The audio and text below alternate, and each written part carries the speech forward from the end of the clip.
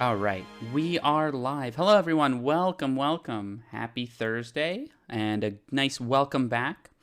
It is WASD Thursdays here, or BlazBlue Thursdays here at WASD. My name is Ryer. I'm joined today by Fedbab, and we are bringing you the WASD Open number 23. How you doing today, Fed? I'm doing it right, Ryer. Unfortunately, Code wasn't able to join us. Well, theoretically, this means I'm free. I'm free to do whatever I want without Koyo holding me back. That's true. I will not stop you. But yes, it is week. It is 26, and this is a first. This is our first open of the new year, and also the first time we're gonna try a new bit of a open style, where we do a combination of Swiss and a double elimination bracket. Yeah, it's actually single elimination. So we're gonna do 5 rounds of Swiss today, and then whoever is in the top 4 is going to cut to a single elimination playoff bracket at the end. Those matches all are going to prove to be bangers. 25 contestants today. A lot of familiar faces. I think only 2 people had to send new connection tests. So we got a lot of familiar faces here. The old blood has to come across the new. But this bracket we're doing is replacing the BFTs. Yes. But so next week will be the traditional double elimination. That's correct. We're gonna alternate between 2 of these. Yep. So our contestant, we have people from my local, we have people from all of the states, and you guys at home. And you guys can help out those gamers get more money in the pocket by doing the Magic Matcherino quest. There it is. We're already getting some good progress on there. 40 codes left, so 10 codes have already been used. You know the drill. !Matcherino in the chat. Click the link. Click that claim code button. You add 25 free cents to the pot. That will all go to the players. I don't want to talk too much about Matcherino, but that I assure you that will all go to the players for this event and always has. And yeah, I think without further ado, it's probably time to get to our first match, and we're gonna have Chain versus MacMens. MacMens, I'm gonna rep MacMens. One of my local BlazBlue players helps keep the fire going. The rest is gonna be Chain. I believe Chain did win as a graduate. So yes, a lot of folks who have entered our old BFTs, beginner intermediate tournaments. Chain being one of them. Hazama player last I saw, but I know a lot of these people who have entered the BFT and have really come to like the game and learn the game have switched mains. So we might see something a little different. Oh, and it's been like a month too since we've seen a lot of these people play, so that's a factor too. Speaking of different, there is one rule in Chains where I have done. We're starting from here on out. The Astro Bounty. You guys know I am somewhat obligated to pay out Astros, but we're going to do things a bit differently. There's going to be 3 tiers of Astros now. The easier the Astro, the less payout you're going to have. Tier 3s are going to be your $5 Astros. This is your very easy ones you can do raw combo Astros. Tier 2 are same requirements as Tier 1, or Tier 3. Combo Astros, but the inputs are a lot harder, like pretzel notions or random inputs, like a Tiger Super. Oh, MacMens is Azrael. Oh my goodness. I look forward to seeing where you tier each Astral should they come into play. So like Azrael's an easy Astral? I believe I have Dust of Open, so I can just verify this. I know Cosmos is a tier 2. It's a tier 2 Astral, and then I think Azrael might be tier 1 or tier 3. Okay. The important thing is, and then tier 1s are the raw Astrals, or like the Hawkmans, the Kokonoes, the Noels. Those are tier 1. Like, is tier 1 the highest or is tier 1 the lowest? Yes, tier 1 is the highest. Okay, I got you. Yeah, sounds good. Alright, so Hazama versus Azrael. It is going to be a gorilla chasing a spider. We are going to see Chain having to probably largely run away in this matchup. Jump back barrier to get started. And pressure has begun. I have to be a little bit careful. Nice blocking from MacMens. Not biting. Ooh, nice anti-air catch from Chain. I like the pace to start this off. Gets the OTG on the no-tack. Ooh, counter hit. Now you can see our side. Versus putting the corner. Let me turn Fed up a little bit. No, you're good. I just have you low. Ooh, counter hit mash from Chain. Going to get, not a full combo, but gets a nice little safe jump there. Probably was trying to like mash up on it to attempt maximum and go for a throw instead of the Ooh! Okay, Chain getting the cleaner hits now, warming up to it. This is a really sick combo. This is gonna be easy knockdown to stance press, stance OP. Full meter, meaty. RC to confirm. Clean round 1 from Chain. Truly mastery. Well placed rounds. Never seen Mac playing a bit more passive. Ooh, that does get a full conversion. Does the good combo. Ooh, does even the whiff J2C. Real routes. A little bit of scrambles. Maybe using a Rising J to get a 6 conversion. Max not getting swings, unfortunate. Oh, is his first training now? Ooh. Overhead, weak point. Yeah, MacMens getting a bunch of hits, but not quite confirming them into full combos like you're saying. So, like, gonna need to maybe pick up the pace a little bit more, be a little more confident in these hits and just go for the full confirm. Nice DPRC. This should be a pretty easy kill. Oh, no, drop! Has mirror to goes for RC, yep. RC keep the pressure going. A bit of a whiff anti-air there. Hazama very slippery. Gets the setup. Nice roll out of the corner, recognizing the overhead. Good barrier guards. Gets command grab, though. You're not dead. You're not dead. Yeah. OD is still on the Burst is on the table still for Max. So we can see... See how it ends up getting used. Oh, got him! Oh, no! Okay. Never mind, Gustav takes it. Woo! That was a little concerning. Pretty fast-paced here. I think both players just getting the brains. You know, it's a new year. Shake off the rust. Shake off the rust. I like this ender. I actually like this ender Chain goes for. It gets kind of a wonkier hit. And just goes into stance C just to get the hard knockdown and try for more pressure. You know, rather than getting into anything elaborate. 3C knockdown. Mac finding out that Growler does not actually eat Hosman Drive. Unfortunately. Oh, nice grab. I like it. Playing a little bit of strike throw. Oh, tries to dash through. Little Crocs and Socks action. Ooh. Oh, this hurts. This is not death, but this is definitely knockdown into it. Next hit'll do it. DP, get out of there. Cross up on the mash. Hooey. OD. Oh, backing up for Kane. Dead. Drop! Unfortunate drop. Look out for random super. Oh, the whip counter as well. Game 1 Chain.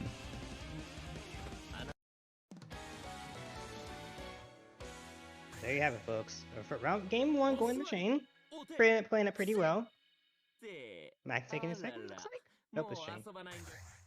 Oh, I forgot about the payouts.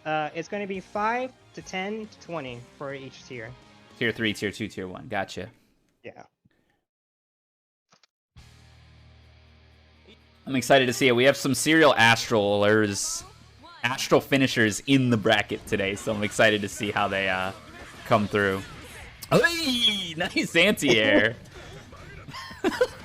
Those one of the things Hazama players don't like is good anti-air buttons. Yeah, cross through. Nice full combo there. Gets the weak point.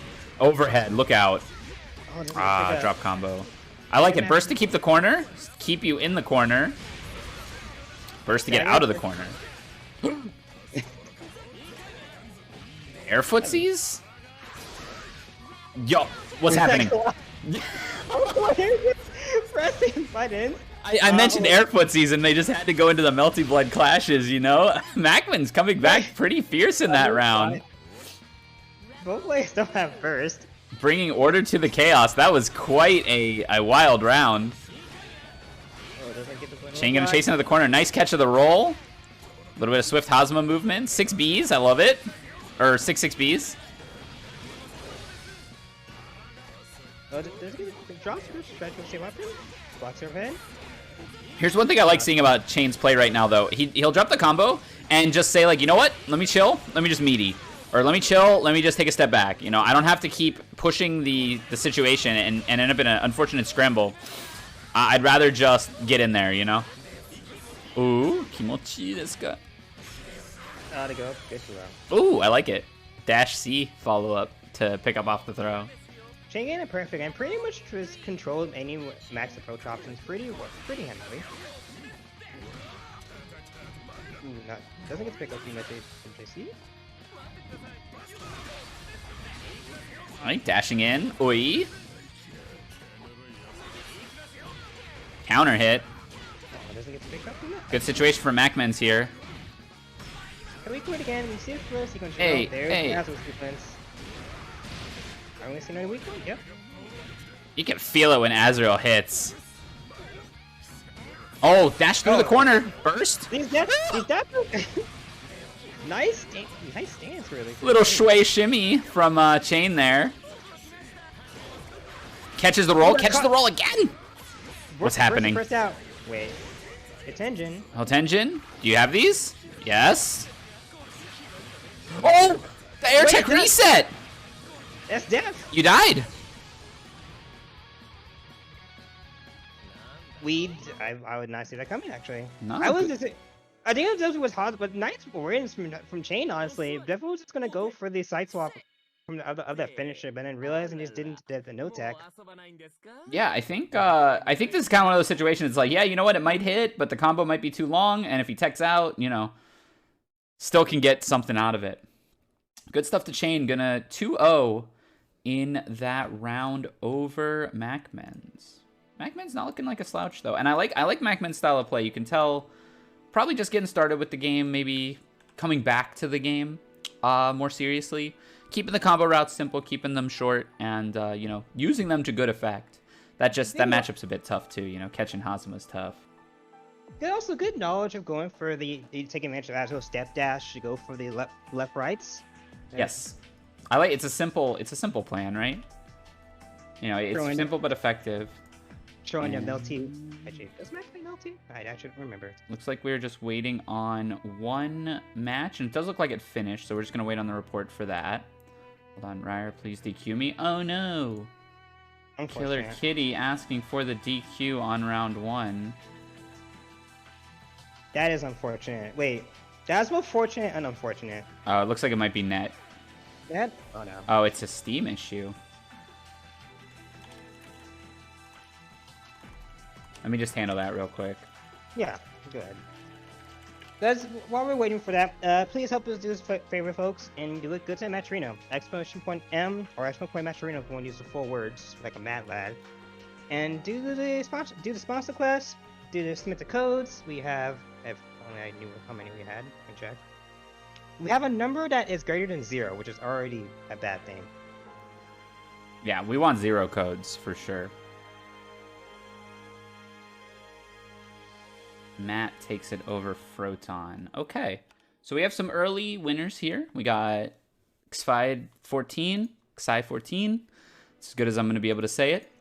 We got Dawn. We got Meaningless Name, Matt.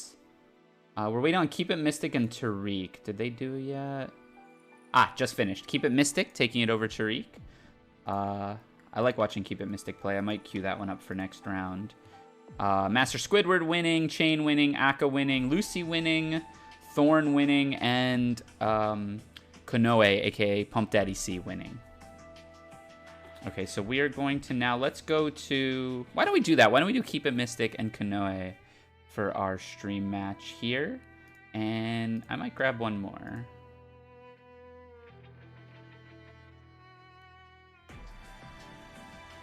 I might grab... I'm gonna grab this one.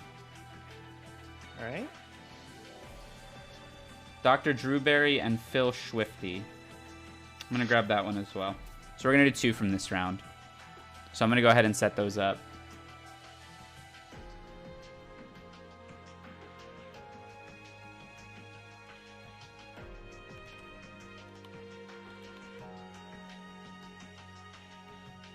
Well, hold on now. Nine player rooting for 9 players. That's a thin line. I'll just say I'm happy to be back. The break was nice, but I was kind of itching to get back at it, you know? Same. It was, you see, it's just a month has passed. We're just like, man. And my thoughts are just weird. Like, man, I could be doing time to do BlazBlue. Oh, wait, we're on break. Looks like we got a donation too. Ah, Koyo! $10 donation from Koyo. Thank you so much. Normally on commentary, today contributing with his wallet. We do appreciate it. If anyone else would want to make a direct contribution, you can do that on the Matcherino page as well. Looks like we got our gamers. Let's go over to the match. Let's go. Oh, wait, There will be an S player on screen. You know what? No comments. We can have a we can have a little bias commentary if you want. I can bias for KeepItMystic if you want. I like watching some Jin. Yeah. This is gonna be as they're both Jin Mystic level 30 against the Mystic grinding. Holy moly! Almost 3K games. But this is actually gonna be interesting in terms of pressure. Jin has better pressure, kind of. Stop downplaying your character. No. The actual series is Jin staggers are generally more reliable, and like Jin has better, can get better reward from off some of this stuff. In terms of like pressure, Jin is better, but S has other things. Wait, he's using my color. Nice confirm. Immediate burst. KeepItMystic keeping it clean in this situation. Same exact anti-air, same exact confirm. Just kind of force. Oh, no tech. Wait, you said? Catching the no tack. Oh, yeah, has to be careful. And while SJB is a very, it's a very monkey button. Yep, just calling out again. What's the anti-air? Mystic is really, I mean, I hate to say it again, but like keeping it so clean with his movement, right out of range of what Konoe is trying to do, like every single time. Oh, that was stupid. Whoa. That's a punish. Counter styles, goes to the goes to overhead. Probably reset. That's low. Oh, that doesn't get the pickup, unfortunate, and then Mystic going straight for the DP. Unfortunate double jump instead of the IAD JD. But one thing that Mystic's doing that a lot is just Jin has buttons to just say S. You don't get to be privileged air character. What did you see? Watch out! There goes the Jin staggers. Nice knockdown. Oh, purple throat. That did so much damage! Good old purple throws and BlazBlue, the 2C. KeepItMystic. Nice IBs, too. Oh, charge over there, too. Caught Mystic not paying attention. Good JD, okay. Overhead, hooligan flip. Very nice. Burst out. Burst out immediately. One does take no. Oh, nice JD pickup. Oh, no! So actually, I'm noticing both players really getting a lot of mileage out of the air-to-airs, and I think air superiority is going to be the name of the game in this matchup. Both characters with really good range on the ground. Neither can really approach traditionally from a grounded standpoint, so they're both going to have to try to jump at each other. And whoever can win that air battle, I think, is going to win this match. That's 2C, but wasn't anyone to get the pickup? You do need to be in counter hit stats to get a combo off of 2C. Oh, fool me once, shame on you. Blocks the overhead. Gets a full combo here. Gets a restand reset. Looking for the DP, it looks like. Catches the stagger. Catches the tech back. No punish on that weird hit from the DP, or the 2-2, I should say. Overhead. Oh, that's one thing S can do a lot. S is really one of the best characters at punishing JD. Oh, there we see sequence. Oh, drop. Right, hold this burst. I think you should hold this burst and wait for OD on the next knockdown. Yeah, it looks like that is exactly what Mystic's gonna do. There's the OD. Whiff grab. Pressure. Detch. Here I am. Very clean from KeepItMystic there.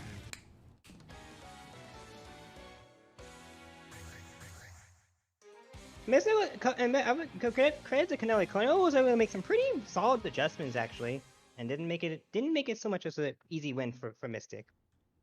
But one thing I see Mystic doing, Mystic is using Jin JC. I believe it is JC. JC can punish S because while it's fast, S does have some really weird dead zone or hitboxes or. Okay, sure. I can't say weird hitboxes. Oh, there's 6 pieces. It's like saying toy boat 3 times fast. You just can't do it. Oh, counter hit. That's you gotta burst. That's actually a ton of damage for Jin. So good burst there. Nice TK. Doesn't jump the second fireball. First DP of the match from KeepItMystic. I like the timing for it. You're up a game. Oh, and now we're just gonna let him rip. Okay, I see you.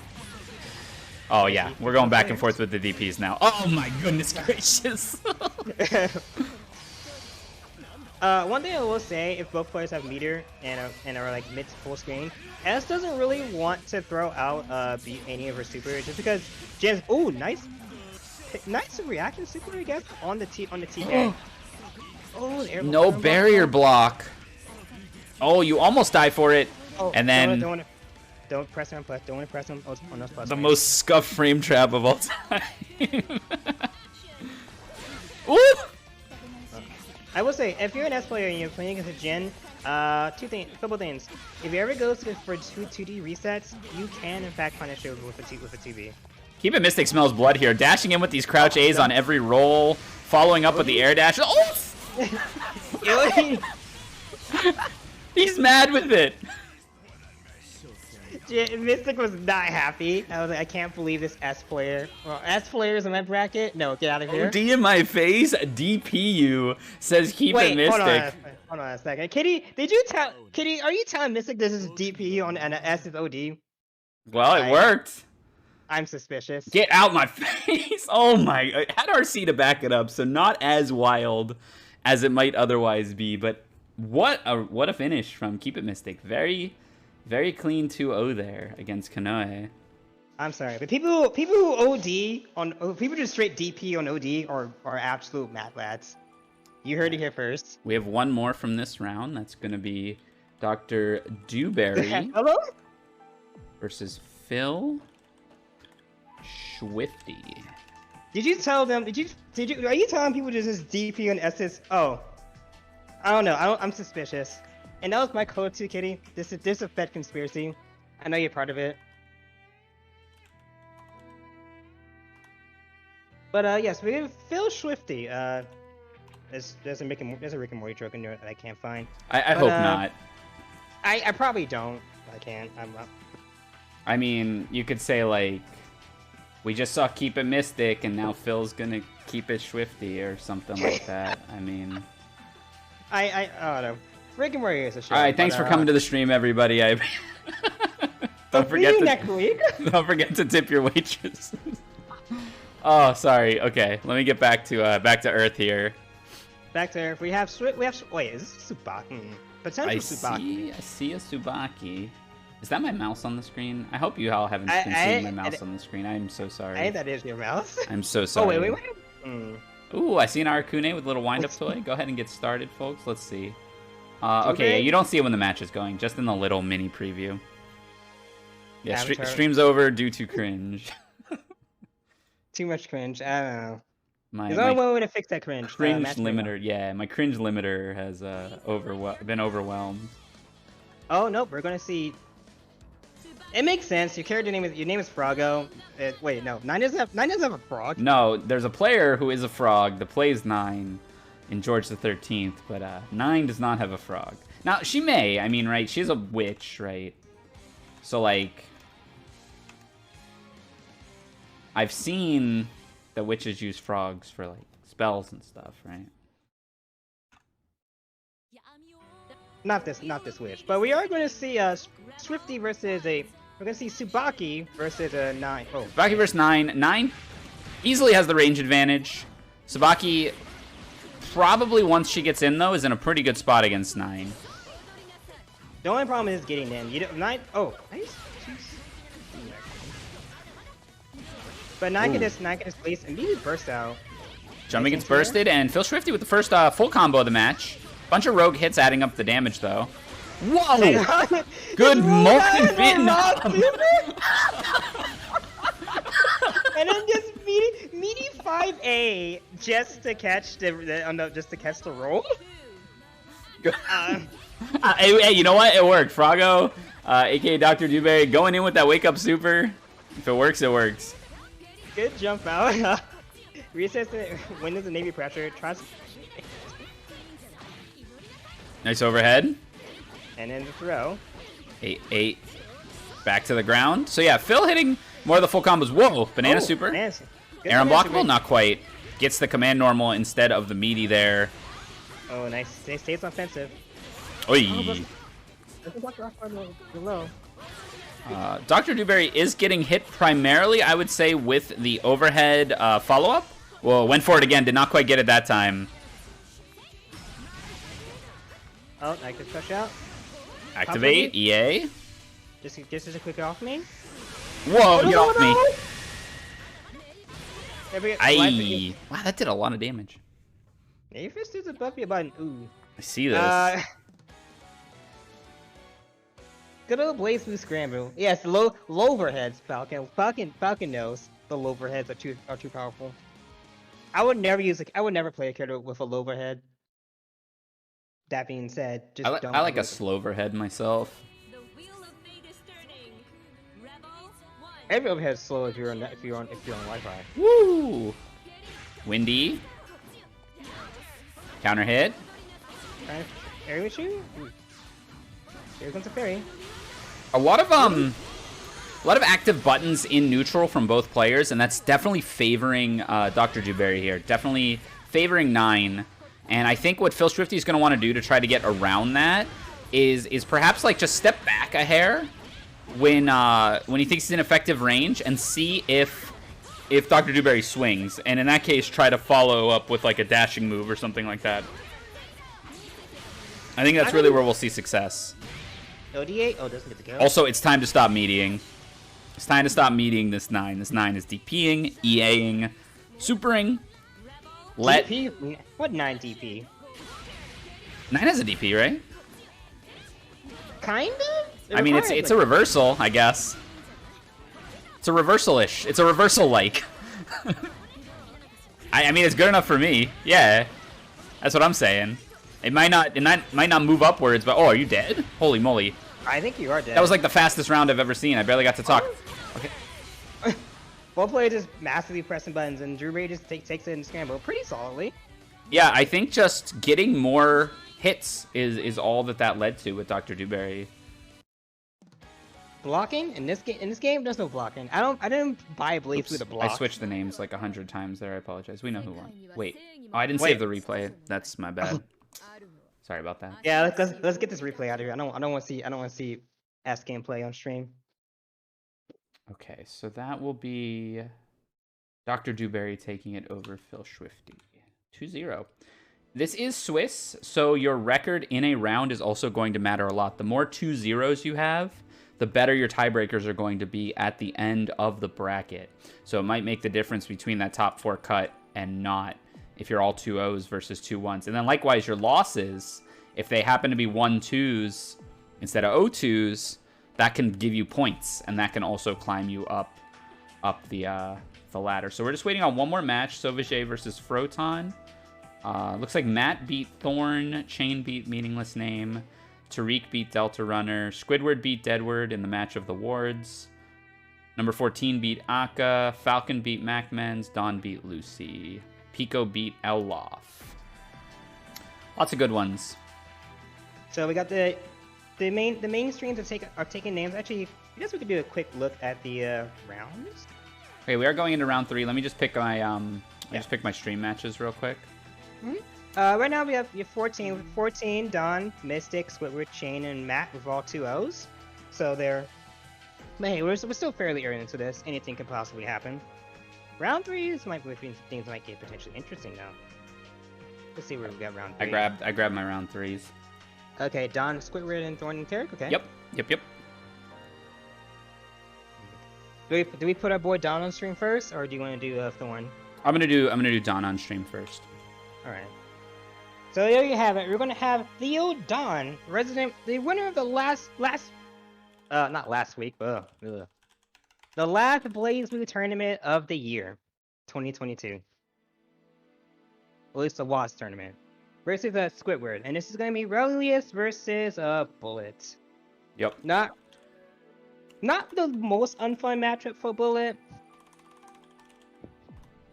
but it's definitely gonna be one where Squidward likes to do a lot of JDs, and it's gonna follow and see how good is Dawn at catching and punching them. We've seen these two fight before, and I think, if I recall correctly, round 1 was a little rough because of all the JDs. Like, you know, it took some time for Dawn to be like, okay, this is what my opponent's going for. Now that they've played before, Dawn very good at adaptation, very good at paying attention to the game state, and probably has a really good memory for it as well. We might see a pretty quick, you know, first time Dawn is ready for it type interaction here. But yeah, but anything is in fact truly possible. So we shall see. That's right. As we wait for the gamers to get in. Let's see, we're just waiting for... Oh, we're just waiting for Squidward. We'll just wait for Squidward.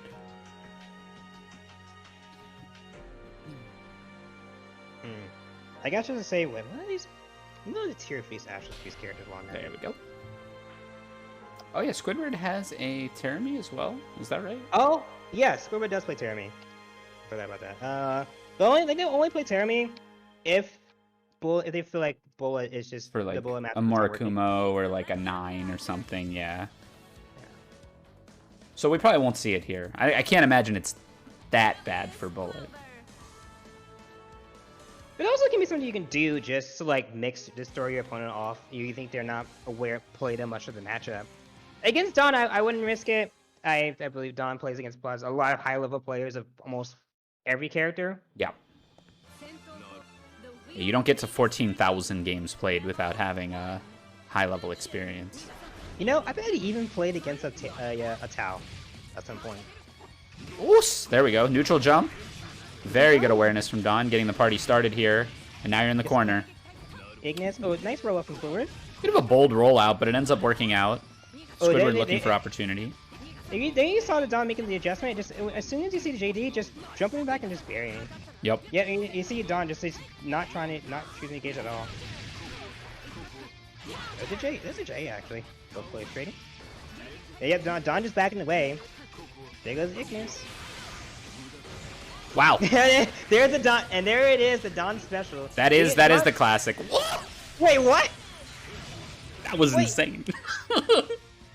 That was calculated. That was matchup labbing at its finest. Did he spot dodge through that super?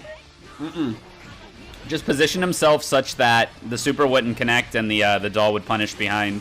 Was air dashing over. So it's a mix-up that also beats reversal. That is definitely some very advanced. Jeez, the pressure is relentless from Dawn here. Classic Relius sequences. Gets the doll meter back. Doesn't have a whole lot of doll... Oh, there we go. The air grab is going to get a lot of that doll meter back. Dawn will get the push to the corner. The corner. It's going to the Ignis. And then... Oh! The roll out into super actually worked pretty well for... Yeah, unfortunate positioning for Dawn. And that was the... Ooh, a little fake overhead into the low. This hurts. Not be able to kill? Actually, wait, might even get meteor, actually. You could kill here, right? God, was 1 meter short, I think? JTD? Counter assault, dangerous defense! Oh no, the roll through grab. Again. Let's play out twice with Squidward, and so we see Squidward making a very good comeback, actually. That is the story of this matchup right now, is this roll through super, and how Dawn is going to learn to deal with it. I imagine he's got a plan. Oh. Man, that's unfortunate. OD, but the doll is still active enough to hit you. Pressure. And yeah, I mean, you see it here. No meter, it's party time. OD pop it, just uses recharge doll. Doll's back up. A nice rollout again, but doesn't have meter to punish it. There is a spot dash again. And it can still get the punish.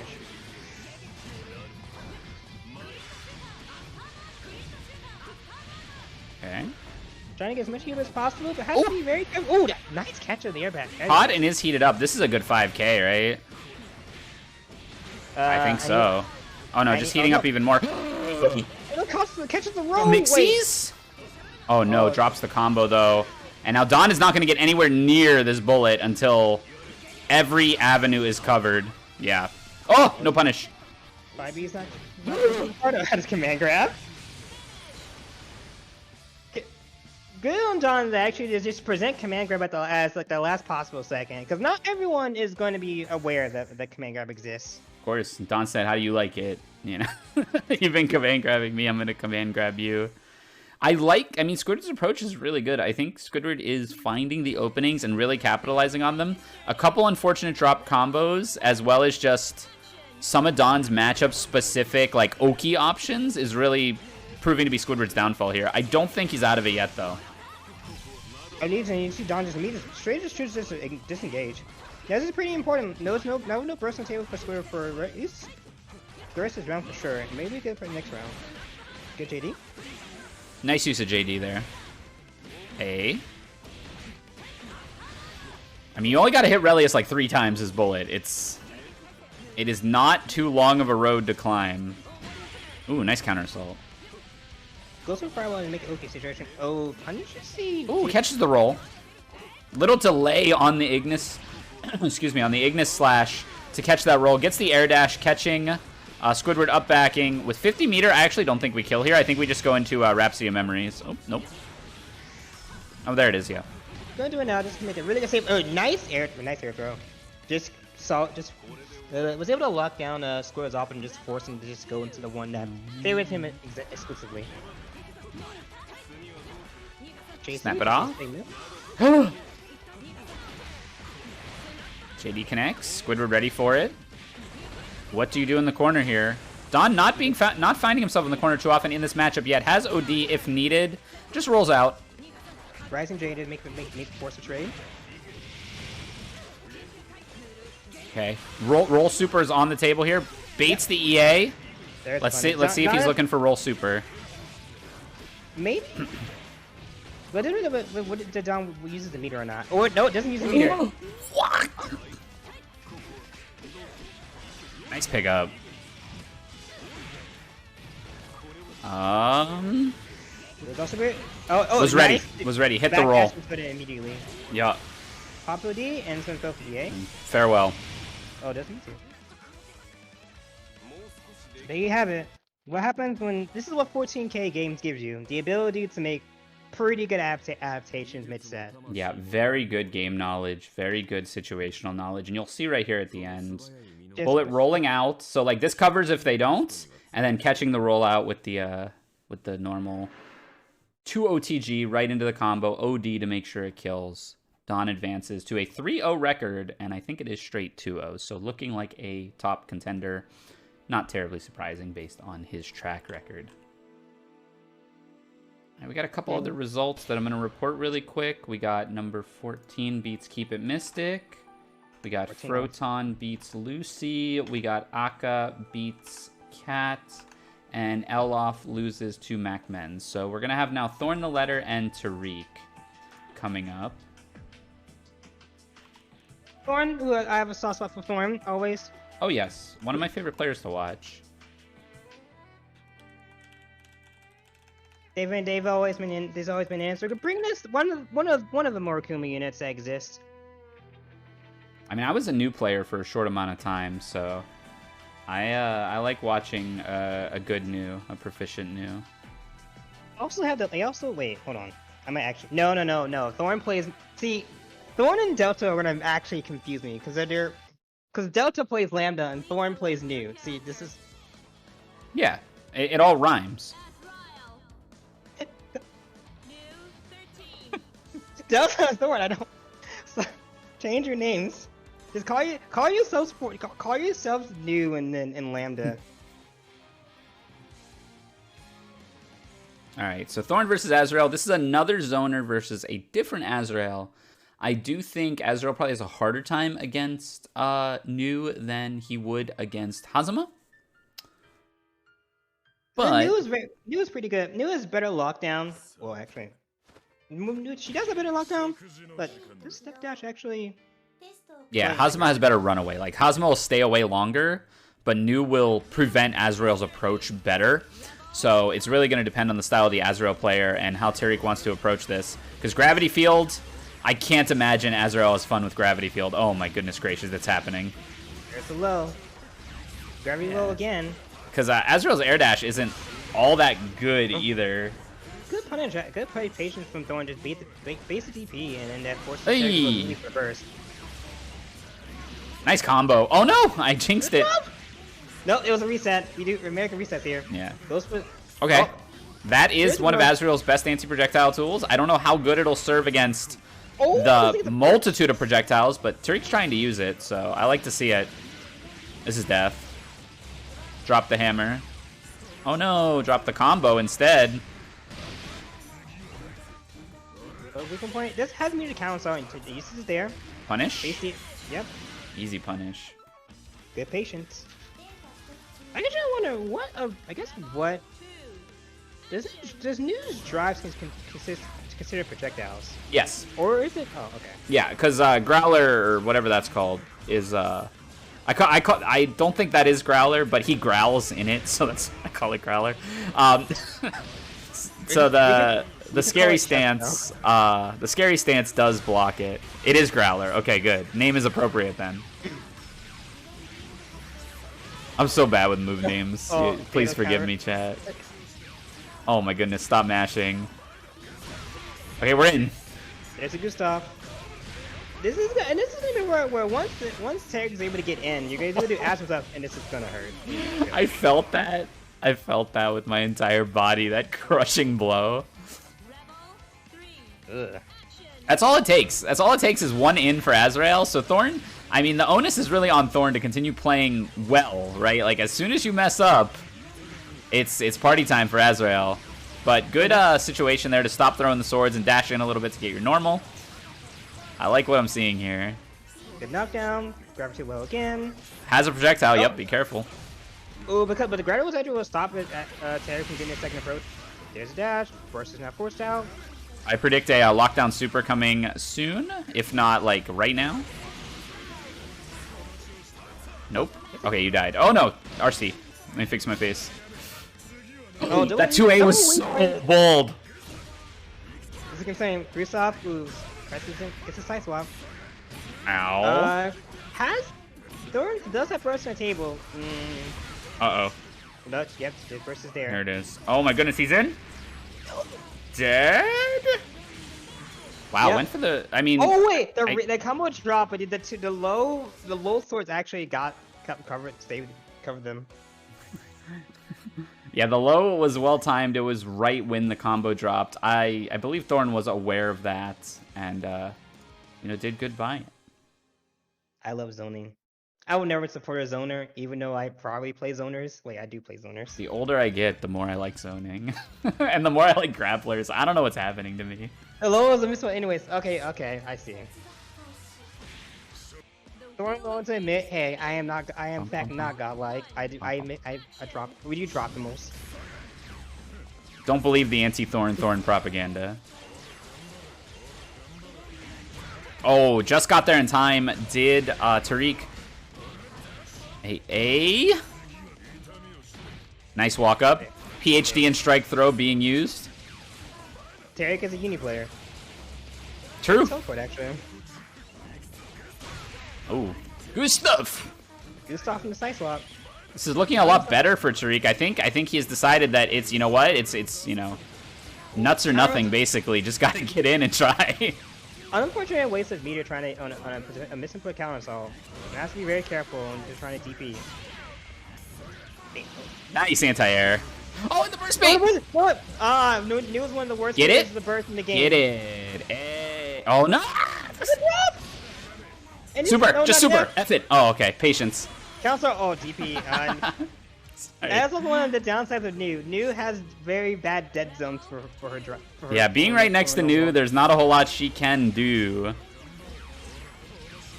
These overheads are catching Tariq a lot too, so if I were Thorn, I'd be looking to use them as much as possible. Nice low. A. Nice combo. Doesn't drop it this time. Ooh, Schlick with it. Wait, that was OD. Yep, there's the counter starter. Use your fiercest starter.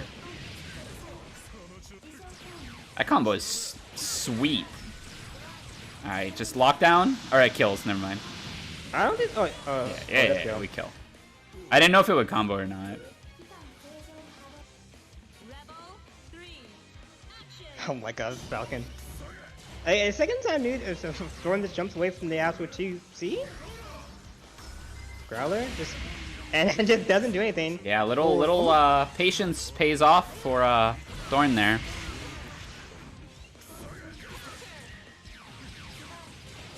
And then we do one thing that was pretty nice. Because after still isn't recovery, and New can just run up and just do a dash for PC. Good start here. This is a match point for Thorn, so just needs one more hit, and that'll be it. Keep it simple. You hit. No, it could happen to you. Okay, we're good.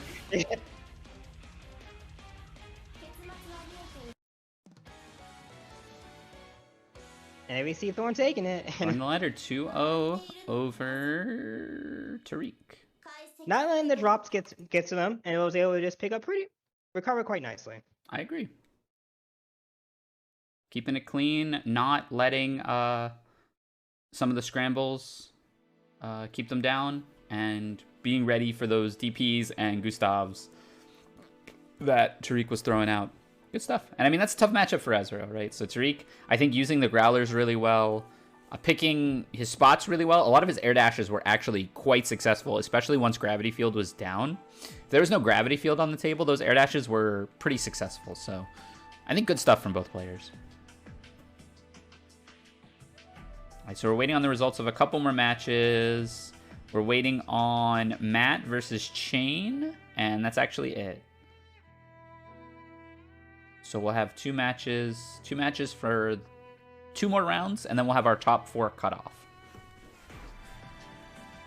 It's gonna be a little bit close. Looking like Dawn and 14 are very solidly in the I am taking this top 4 and something you can do about it. Yep, for sure. And they'll probably be playing next round. I suspect we'll see them again later in the bracket, so I probably won't throw that up. It's hard to not throw that up on stream. Even though we just saw Dawn. It's hard to not throw that up on stream, but I may or may not. We'll see what other matches are presented once round 4 drops. We could put Matt on stream. Yeah, I want to put Matt on stream. I want to put Falcon on stream. I want to put 14 on stream if they're not playing. Basically, no matter who they're playing, I kind of want to put them on stream. We haven't seen Meaningless Name. I want to just try to mix up who we see on stream. And then the top 4, we'll stream all that. That'll be 4 matches. It'll be 1 versus 4 and 2 versus 3. And then the winners will play for first and the losers will play for third. That's how we're going to do it. In fact, I should type that out.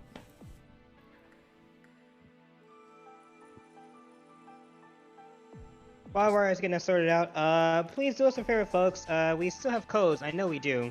And, well, I can't check. I don't know the exact number. I'm guaranteeing pretty sure it's greater than 0. It's greater than 0, which is already a bad sign.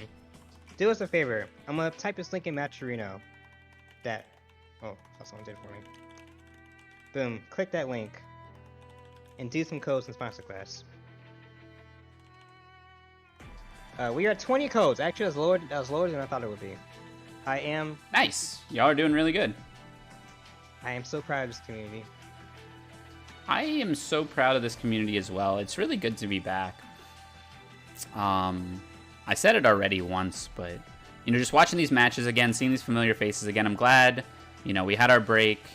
We had a bit of a mix-up on the format, and I'm just glad that we were able to keep it rolling. 19 codes, love to see it. I keep seeing codes rolling in too, so that's another good like $4.50 we can put in the pot. So we can get to $70 with these codes. Oh, Falcon Man put in some money too, $7.70. I didn't see that. Thank you, Falcon Man. Don't forget, folks, there is those bounties, or there is the challenge. We're not calling bounties anymore. There are challenges. I must just call it challenges. Astrals? Yes. I can't pay rent now. I need to win this. Got you. I believe in Falcon. Stack the bracket. WASD staff will never rig brackets to make it so that there are TOs and staff will actually win. I didn't say that. I know.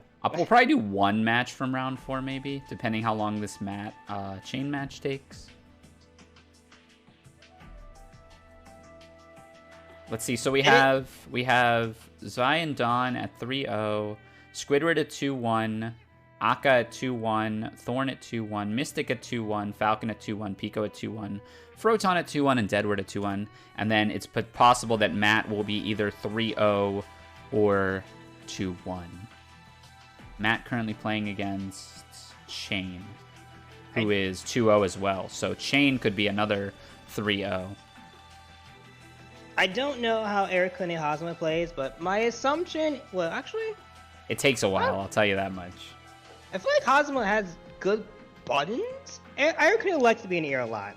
And characters who can challenge Hazama in the air don't have as annoying of a time compared to others. Yeah, it's gonna be a minute. That's all right. Thank you for your patience, folks. We'll adapt as we go forward. Still pretty early, so I don't think we're in too much of a rush to get moving forward. I know that is the one flaw.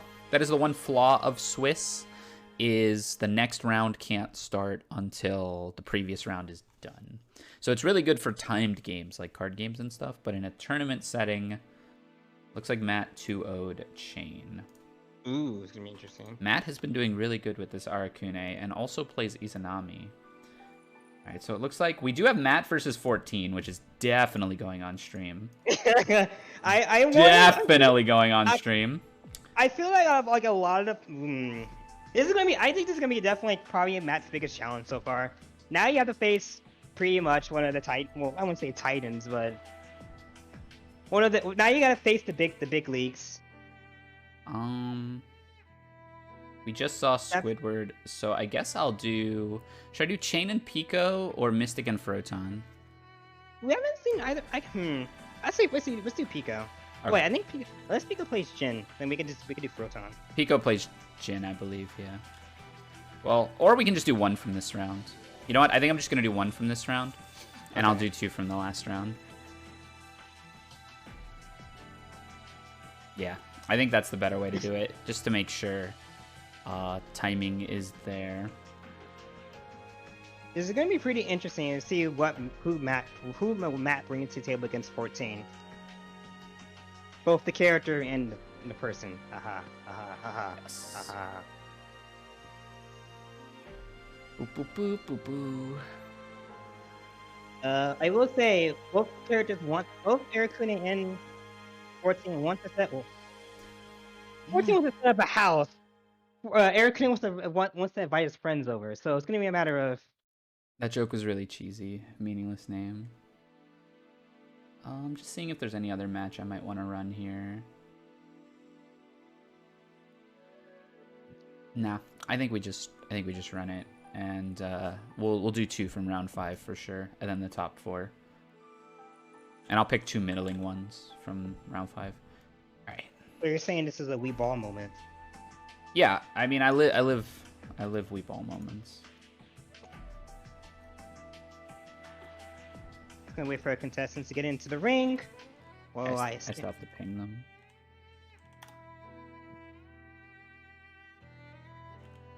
So, Ryan, what are your predictions for who do you think will come out on top? I am a certified fanboy for number 14, so I must root for her. I will say Dawn, unless oh, you mean for the whole thing? Yeah, the whole thing. That doesn't change my overall result, but I thought you just meant for this match. No. This match, I'm curious to see how Matt does. Yes, same. That being said, the second Matt plays Izanami, I'm just gonna become that guy on Twitter who says like, my character is hard to play. She needs all her tools. Oh, we're gonna see Naoto. Okay. Interesting. We both got mixed. Yes. But we've seen Matt play quite a few characters at this point. Perhaps still on a soul search, on a character search. Perhaps just trying to be that random select main. You know, picking the best character for the matchup. Yeah. I think it's such a strength to have. You know, if you can play like 4 or 5 characters at an 8 or 9 out of 10. That can be just as good as playing one character as a 10 out of 10. True. But I think Matt used to actually be a Naoto. I know they started playing Arakune. Yeah. I don't think this is a brand new character pick. I just know we've seen a lot of characters from Matt. All right. Sun's out, guns out. Number 14 going for it. Matt playing super patiently. It's opened up though. Nice combo. There's one behind you. First I mean, careful. Chase down the backdash. That's one thing about Naoto. Naoto does not care about Murakumo Murakumo unit backdash. 4K. Wait, 4K. Where is your life bar? Okay, it's because we got. Oh my goodness! Drop the combo. No. Bionic arm not fast enough.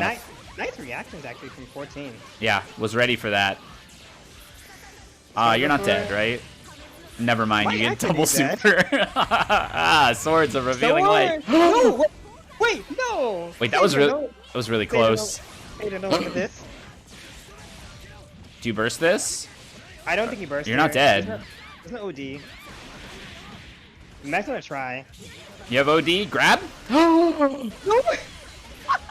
Oh my goodness, the balls on Matt to DP there. The second time. This is the second time on stream we had people DP just straight into people's OD. I like the thought, right? It's like a desperation moment, like 14 has to be hitting something. But that wasn't the case. And just 14 said, you can throw me, you can start pressure again, I don't care, I'm just gonna block. No tech on multiple hits there, gets the DP to get out. If we get a new house is not back on the table. There's a low. You know, I'm always fascinated in games where no tech is an option, like how players decide to use it. And I think 14 is someone, I think Lord Makad is also someone that we see use no tech in a really interesting way. This is finite. And that is 14 taking the first game. After that last game, after that round one heart attack, gave good patience for 14 to just not just completely just fold. Picked it back up right at the end is there. No tech is good. Yeah, no tech has a lot of merit, especially if you know what you're doing with it. Like if you can take a little bit of extra damage, but it's like hyper prorated, and then you dodge Oki completely, that's really good. So would you rather be a no techer or a stand techer? Quick get up is better. I'm sure it is, but you know, it introduces a variable into the game. This was a very fast round from Matt. Holy moly! While we're talking about tech, Matt said I do some kind of punish. Pretty good offensive sequence, maintain corner positioning, and then. Yeah, I mean, you can't tech if you're dead, so. Matt gonna run through there. Very nice. Passive to stop the approach. I beat it. Oh, he gets hit. Charge sword. We have one turn. Let me see two. Mix up opportunity in the corner. Staying out of DP range, very smart. Woo! Again, and it is staying very carefully out of super and DP range. Yep, just doesn't want to risk it. And gonna start this. Wow, Matt boldly charging in towards that, maybe thinking he can reach it in time. Unfortunately, is going to die for that.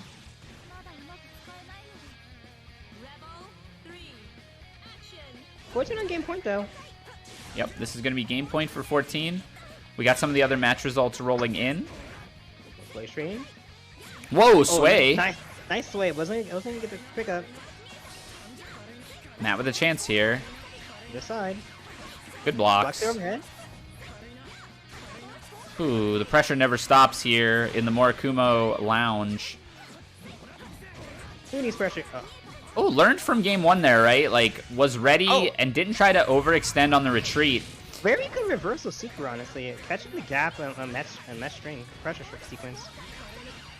Like, good defense means knowing when to reversal as well. Oh no, that's death. You might go burst back in time. Drop combo. He's 14 is just back and trying to back P-Riz, but just as possible. Nice, almost nice corner to corner there. Then the jump in is going to connect. Anything can happen here. Has to be careful. Divine Smasher is an option. Matt starting pressure, using the rapid to keep it going. Dodges the counter, so no punish! The overhead! This might... Oh, this isn't... OD! Yeah. Just OD! Don't live to regret this. Oh, gets the meaty. Oh. That was... nerve-wracking for a second. Yes, indeed.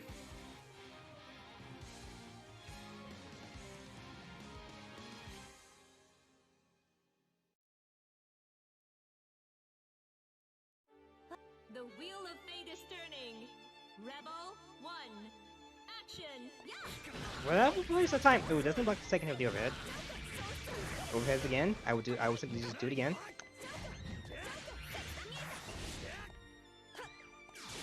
5D has to be careful. Slashgate is pretty good covering closing distance, but 14 has been pretty playing well into this maintaining spacing in regards to that.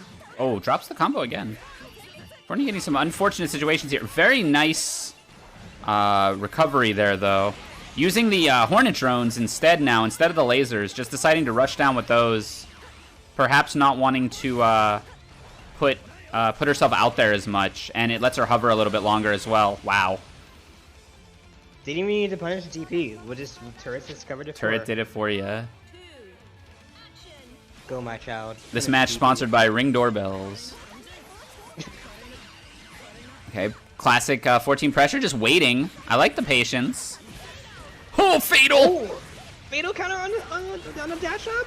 Oh yeah, burst that. You know, I don't know. You might just want to take your lumps there. Now you got no OD, no burst on this other counter hit combo. Holy crap, this route. That's some really good routing, actually. Yeah. Goes for a throw reset, doesn't quite get it, just mashes on the approach. You have one chance, Matt. Make it count. And don't make it DPRC. It's going to be DPRC. It was die. I had no words. I don't know. That pressure was relentless there. It was just. Sometimes that's not much like you can do, but 14, like 14 just knew it. Either you try DP and I'm way too far away, or you try to do 14. Like, look where she's standing. It's just like, okay, yeah, do something. And Matt hit something. It might have been counter assault. It might have been a button. It might have just been trying to jump out and got clipped at the end there. The days of being rushed from mostly range character. True. That will be a 2-1 though. That's gonna be number 14 taking a 2-1 over Matt. That will put 14 versus Dawn as our 5-0 match, like the one for who gets 5-0. Let's see. We still have some matches playing. We have MasterChipmonk beating Cat, Tariq beating Meaningless Name, Lucy beating MacMens, Delta Runner beating Sauvage. We got Piko beating Chain. Piko currently 3-1, doing quite good. Falcon Man beating Squidward. Falcon Man also at 3-1. So this round 5 is gonna matter a lot. You know what? I think we just put Falcon on stream. I'm definitely putting Falcon on stream. All right. I'm definitely putting Falcon on stream, and I would like to put either Akka on stream or Piko on stream. We'll see. I'm gonna do 2 matches. We'll see how it works out. I don't care if those people are playing repeats. We got to see quite a wide variety of people on stream so far. But yeah, it's going pretty good. Let's see if I can pull up the results actually, and because there's like 2 more matches finishing. Yeah, there's like 2 more matches finishing, so we should have a second. Let me see if I can pull up that challenge. Okay, perfect. As you can see, wait, why won't it let me scroll? There we go. Okay. Oh, you have one. I just have to refresh it. Oh, well, you might have to scroll up actually. I just have to refresh it. Oh, okay. Okay. Whoa, why does it look all scuffed? Is it transparent? Oh yeah. Okay, my background is in the wrong spot. Let me just fix my very professional tournament organizer here. Okay. Only the best. Only the finest. Okay. So if we pull this up.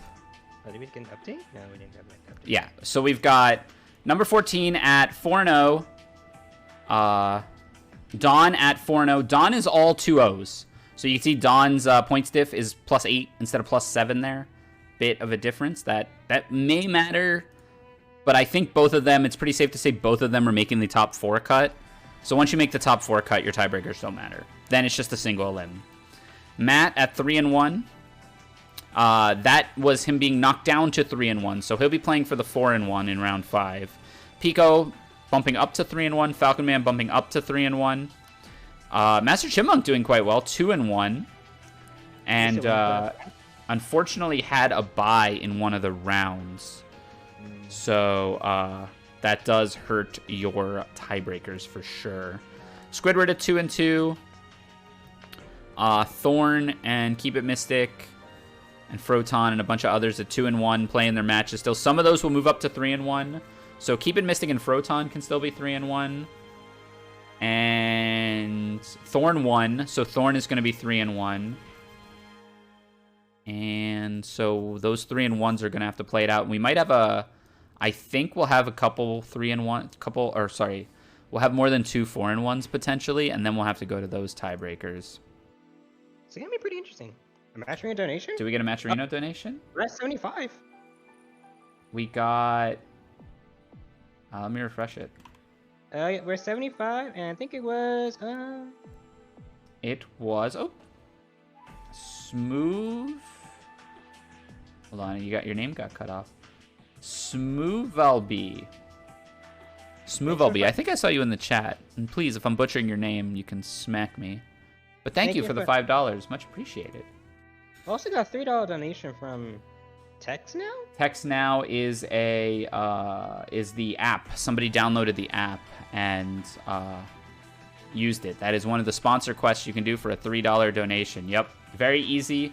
You just scan that QR code, you download the app, and you add $3 to the pot. It's very, very good. Okay, we are in our round 5. So we are going to have Dawn versus 14, Matt versus Falcon. Ooh. I guess we got to do Matt versus Falcon because I want to see Falcon on stream. And then Piko and MasterChipmonk is the perfect other one. Hey, I get the Fed match. Then Dawn versus 14. Ugh, I wish we could watch that one too. That would be very interesting. Dawn versus 14 will probably come to be in the top cut. So I am going to let them play this iteration of it off stream. We've seen both of them on stream already. Again, it is kind of the woes of Swiss. You either see the same players over and over and over again, or you don't necessarily get to see the top marquee matches. Yeah, Dawn versus 14 is a very good match. I do have a hunch we will see it again. So I am going to let them play this one off stream. Dawn, you do hope out of Dawn of 14 wins. True. That's a very good way to put it. I downloaded it. It was really quick. Awesome. Thank you so much. Okay, so let me get these other two on stream so we can get to our top 4 cut. We're going to do Piko and Master first. All right. Piko, quietly bringing us to you, because pretty solid 3-1 contending for top 4. Okay, words are hard. Yeah. I'm sorry, Chad. Also in the top 4 contesting, it looks like Chipmonk is also in the top 4 contesting. So one of these players will potentially will kick the other one out of the running. Yeah, whoever wins this has a chance at the top 4. The loser almost certainly does not get top 4. So these are for contention on tiebreakers for top 4.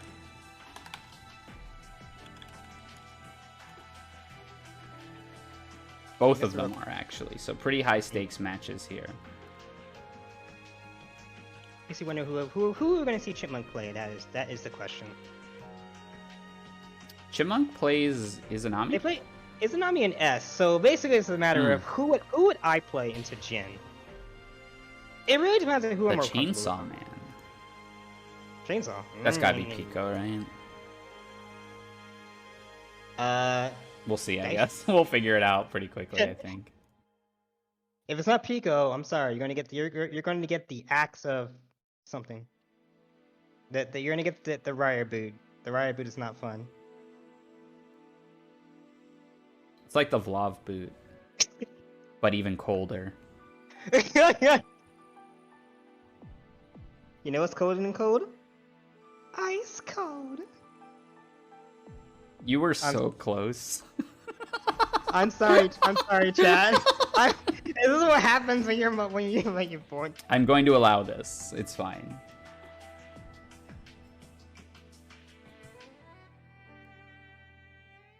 Oh, Piko's also playing to Ragna. Interesting.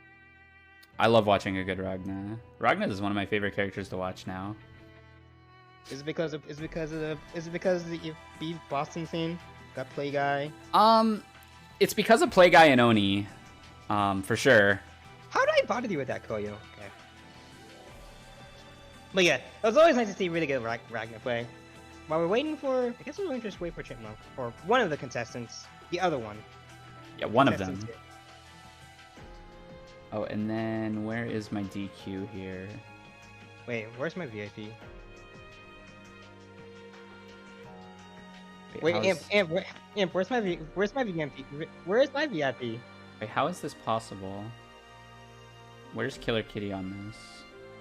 Did we not? Am I blind? Did- I guess they just didn't get a match. That's weird. Hold on.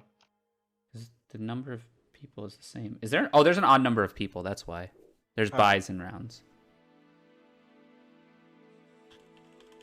What do you mean it's not free? Look, I'm supporting one of my other one. Look, Imp, I don't have enough Prime subscriptions. I only have one. And I've been a long time fan of one of the. Look, I'm a mod for one of that stream. Okay. Is it a mod VTuber? duties. It's not a VTuber. Damn it. You should be here then. Fan! I am a fan! Wait, I mean, not fan, but... Look, I'm a mod for that. I'm a mod, okay? I have to, like, wrangle chat and stuff. What are we waiting It's for for- here? I think it's... MasterChipmonk, but like... is everything okay?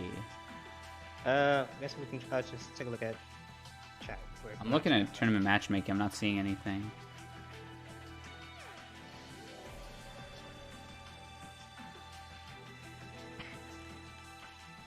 Boom, boom, Well, boom. I don't pay to be a mod. Sim! Oh my goodness. That's nonsense from all of you. We already have scores coming in. Damn, already from round 5. Alright, let's see. Let's take a look real quick at these scores. See if anything actually, like, matters. I guess the only one that matters is not on stream would be Matt. The only one that matters that's not on stream is Mystic and Thorn, Okay, missing one. I believe, is the only one that, like, really has top 4 implications that isn't on stream. I despise both you and Cole Because and I'm Panda. pretty sure 14 and Don both make it. But what if this is the one timeline where they don't? It's possible. 14 It's possible. Swiss can be really messy sometimes, depending on your path up. So it's just definitely kind of funky. But I guess while we're talking about Switch bracket, if you're new to BlazBlue and you want to enter these brackets, I would say the best bracket for you to enter is the Swiss bracket, because this is where you get the chance to get more games and develop more in terms of like playing a variety of players. If you're in the regular opens is where the balls is where we just everything's on the line. Traditional 2-2, first to 2 double elimination. Oh, it looks like this is Pico in, and we're just waiting for Chipmonk? Yeah, I just pinged. Okay.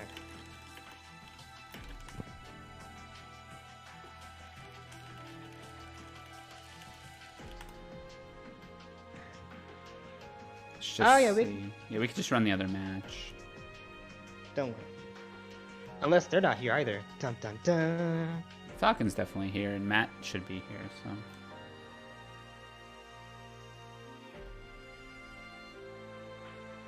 Sorry, I'm here. I didn't know my last round was going to get picked for stream. Okay. Chipmonk is on the way.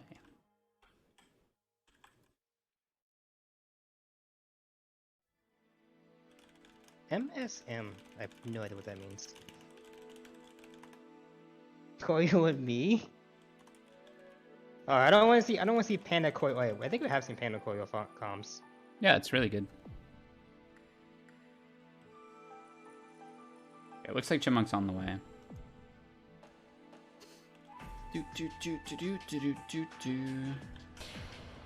Perfect. Alright, chat. While we're waiting. Thank you for your yes. patience. Yep. Let's get the ball rolling. Yay. We're going to see very biased gaming or biased commentary from me. I'm just gonna. Don't see you at Frosty's. I'm gonna have What to is that? step away for 1 second, Fed. So just take the commentary Yep. for like round 1 or something. Okay, don't worry. I will I'll make not- sure it starts, and then I'm gonna step away. Don't see your Frosties. I know I commented Panda with like brand blue. But are we gonna wait for a second? You guys are good to go. We're just gonna. Yep. Chipmonk, you're free to start. So,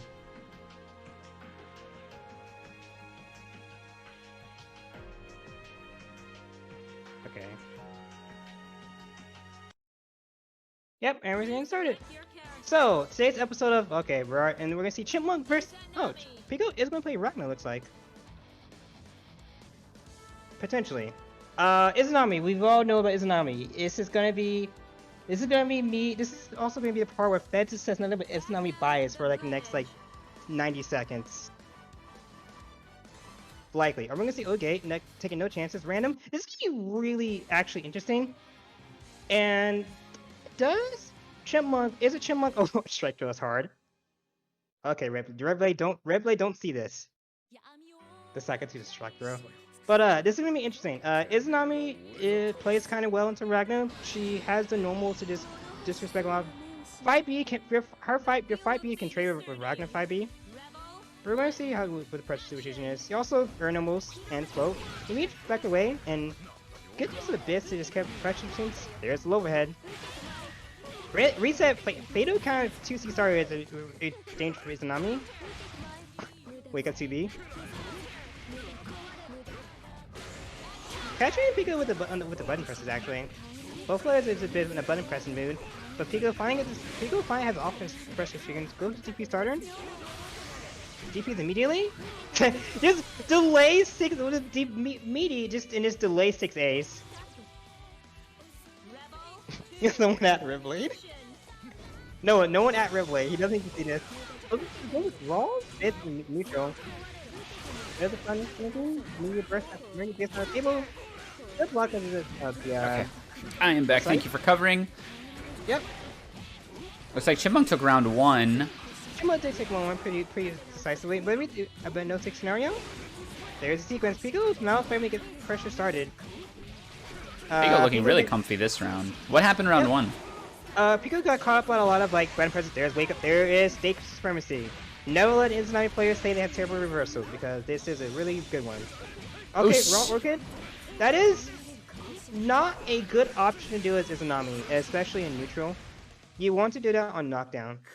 Sure, get the lockdown and continue from there.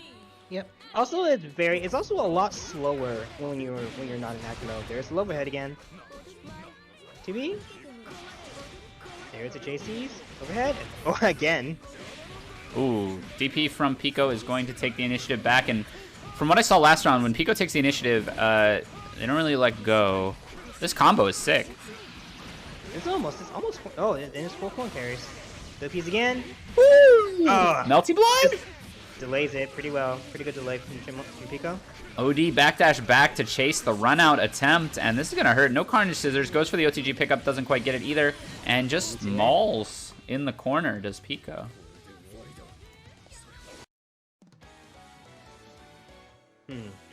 Might we see a change? Nope, we're not going to see a swap. No change. Piko was going to be eaten up by the overhead. Just 6 ace edge.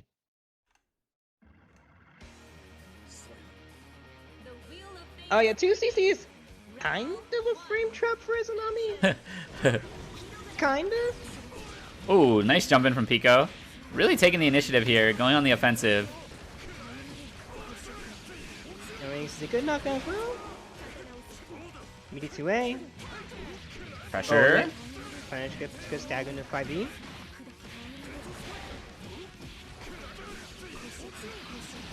And I mean, Chipmunk's in trouble here.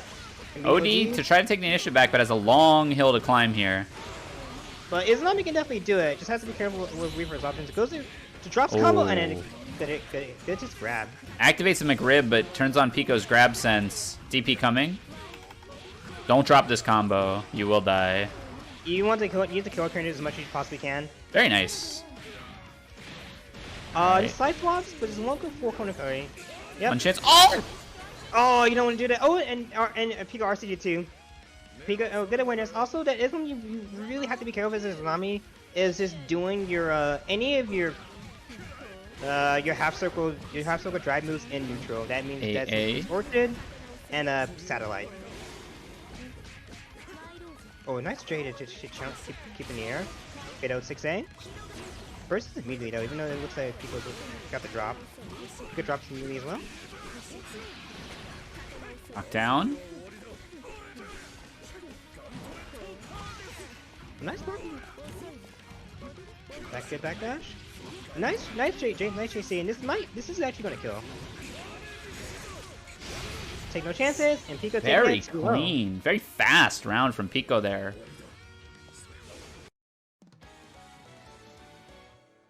Yeah, Falcon definitely does make a good point. Izanami's kind of a character who is has a lot of BS tools, but she does have to play the defensive game with system mechanics like everybody else. Barry blocking is pretty reliable, but you didn't see Chipmonk do it a lot. No, and Piko's gonna also take that. Go to 4-1. And that actually, let's see how much that. So that's with Piko into contending for. It doesn't lock him in though, does it? No. Yeah. I don't know how many 4-1s we're gonna have. It's gonna depend on how all these matches play out, right? So. I think you only have 2 potential.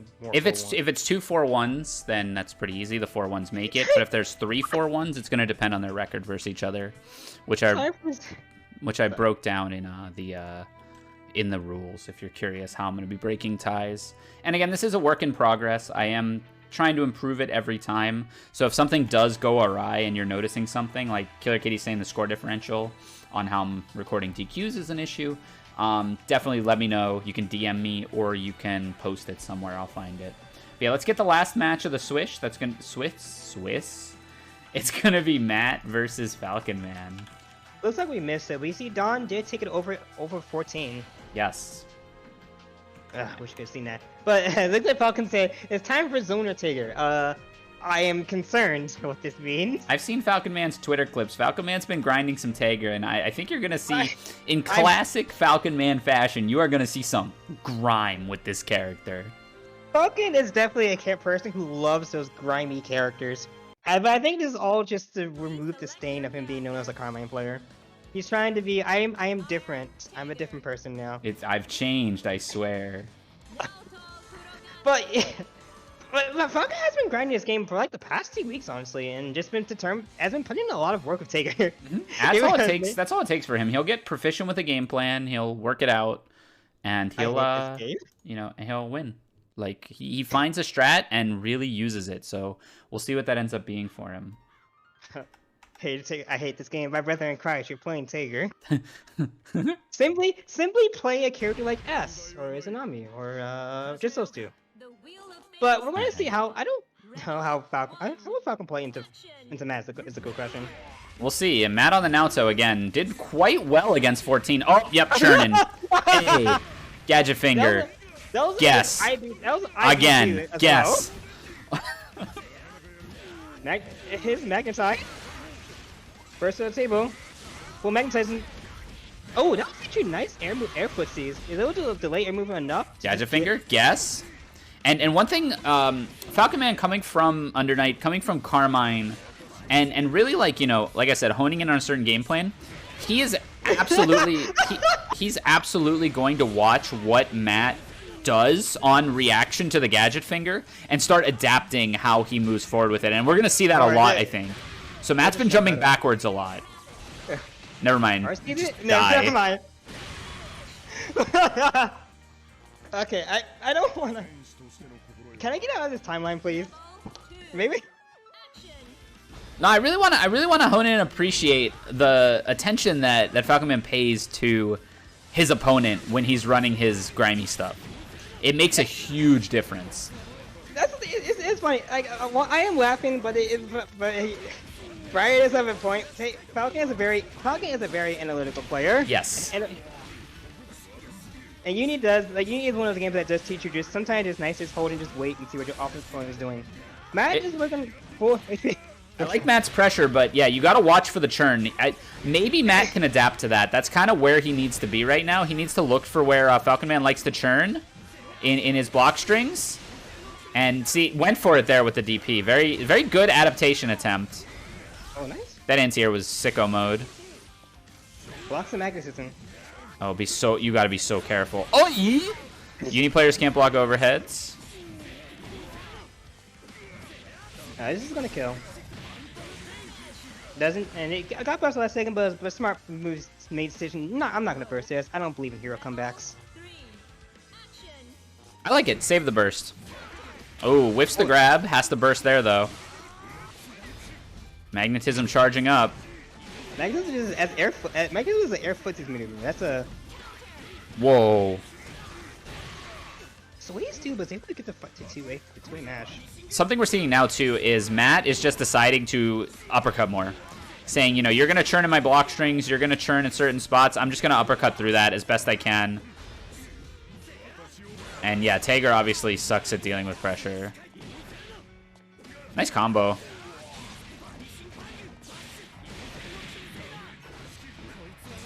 Tager backdash. Oh, yeah. That was wild. Nice confirm. Dead. These jump forward JBs have happened to work for Matt, and see while Matt Tager, sorry, Falcon hasn't making the adjustments.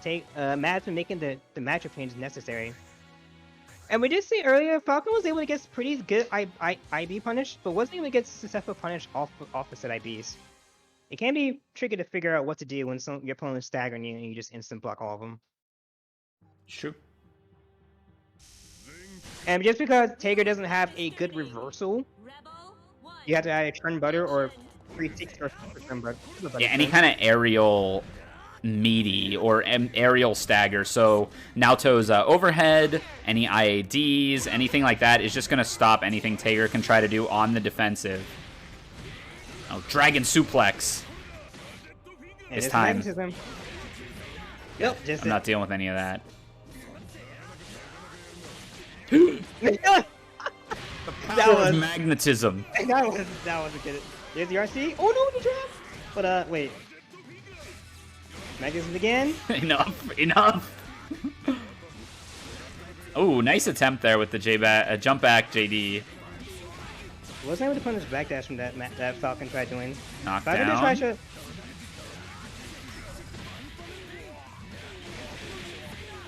Has to be careful. Meteor on the table might go for the just crush trigger, but that is. Oh no! Gets the spark bolt instead of any kind of finisher there. Gives Matt a huge opportunity.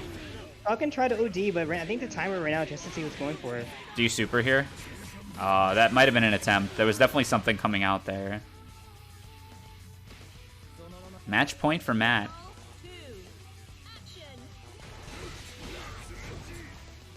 Hello?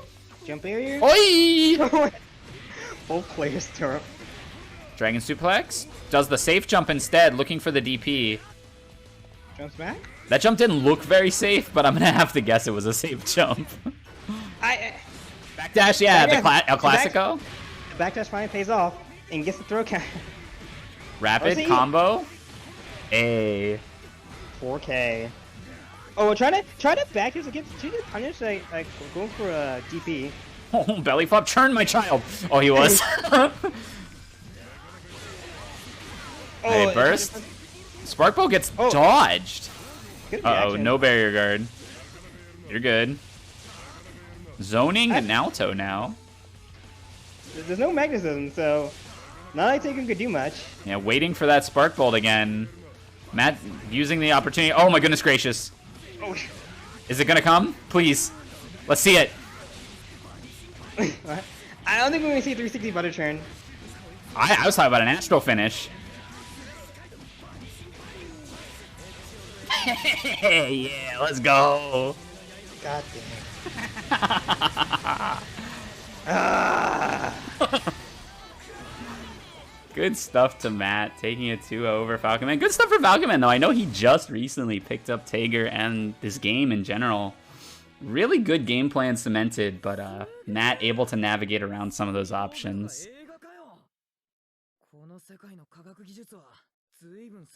And that with that does lock in placings. It does. So I'm gonna update it once we get back to this screen. All right. Let me pull it up so we can see where everybody sits at the end of our tourney. Swiss portion of the tourney, that is. Okay, so challenge, refresh. Oh, magical challenge. Please tell me. Right. Let's interact. So Dawn with the 5-0 is going to be in first. It looks like we do have 1, 2, 3. We have 4 4-1s. This is what tiebreaker actually does. Kind of pretty important actually, because 14 lost to Dawn. That does mean she loses out a bit of a point differential. And because of that too. We don't do point differential though. Oh, it's not point differential, okay. So if you read in the rules, it goes as follows. We first take, game wins. Then we take number of other contenders with the same record that you have beaten. That's that column TB. So you can see number 14 actually beat 2 of the other 4-1s. So 14 gets second. 14 is in second. And then between Matt, Mystic, and Piko, none of them played each other. So who gets So then we go to our next tiebreaker cutoff, which is number of 2-0s versus 2-1s. So that is going to be in I gotta look at their scores. So Matt is 2-0, 2-1, 2-0, 2-1, 2-0. So 3 2-0s and 2 2-1s. Mystic is 2-0, 2-1, 2-0, 2-0, 2-0. So Mystic is 4 2-0s. And then Piko is 2-0, 2-0, 2-0, 2-0, and 2-0, 5 2-0s actually. Piko 2-0'd all of his victories.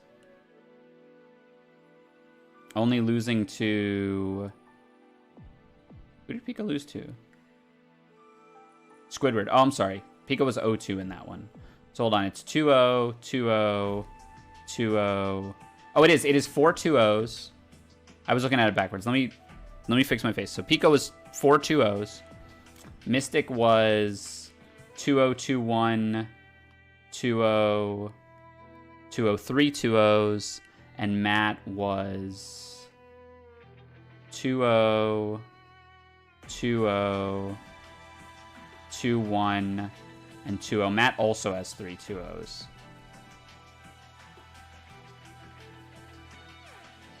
So it is Dawn, then 14, then Piko, because Piko had 4 2-0s, and then Mystic and Matt have to play for 4th. I know that's a little confusing. So I'm going to ping everyone in the server. We're going to set those up. We can play one of our single limb cut matches now. And we'll have Mystic and Matt play the other one for 4th place tiebreaker.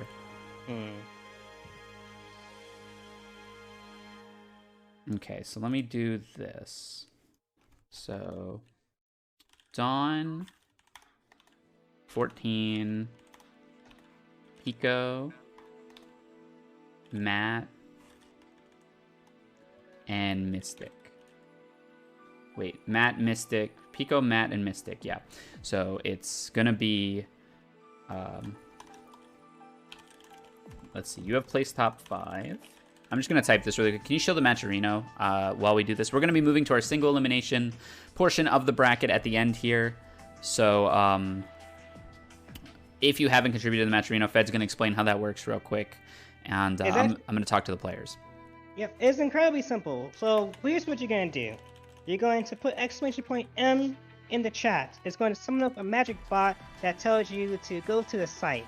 You're going to click on the site. Trust me, it's not clickbait. I've clicked on it 1,000 times. I haven't gotten a virus yet, though I am getting weird targeted ads for something. There's a joke there. But after that, you're going to do various options. Claim some codes. Let me do a quick check of the codes right now and see how many we have. If we have more than 0, it's already a bad sign. We have 14 codes, looks like. Yep, 14 codes. So 14 gamers, please. I know. We have more than 14. We have 66 people here. Come on, we can finish those codes. After that, we have sponsor quests. We just saw one donate right now. It's $3 bucks. You just donate. There's also direct contributions. And then last but not least, there is convincing the bracket players to go for Astros because as you just see, we have gotten 1, and Naoto Astro is a tier 3 Astro, so that's an extra $5 in the pot. And other than that, that's how you get these gamers more money. So while we sitting here and getting taken care of, so chat while Riot's getting sorted, I said that twice. What are your guys' favorite matches that we've broadcasted so far?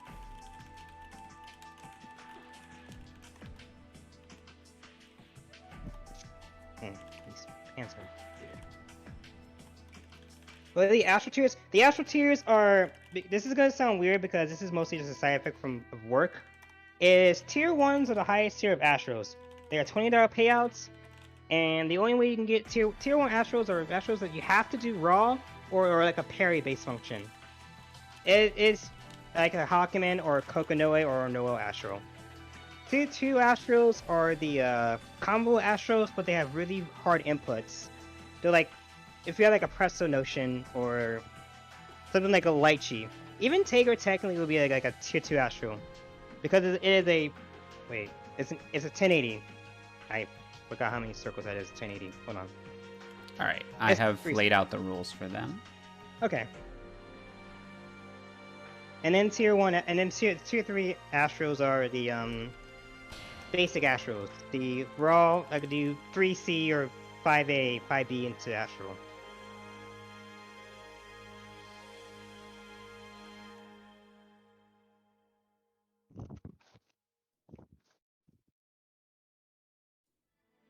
Don't worry, chat. We'll this is a pretty successful. I feel like this is a success. English is hard. This has been a successful trial run of the Swiss bracket.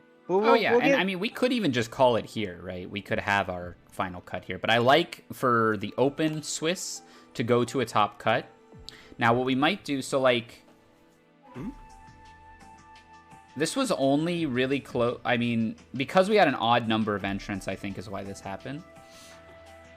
But yeah, we'll see stuff like this more. I'm gonna think about it a little bit more as well as time goes on. And yeah, for the players especially, if you have any feedback, let me know.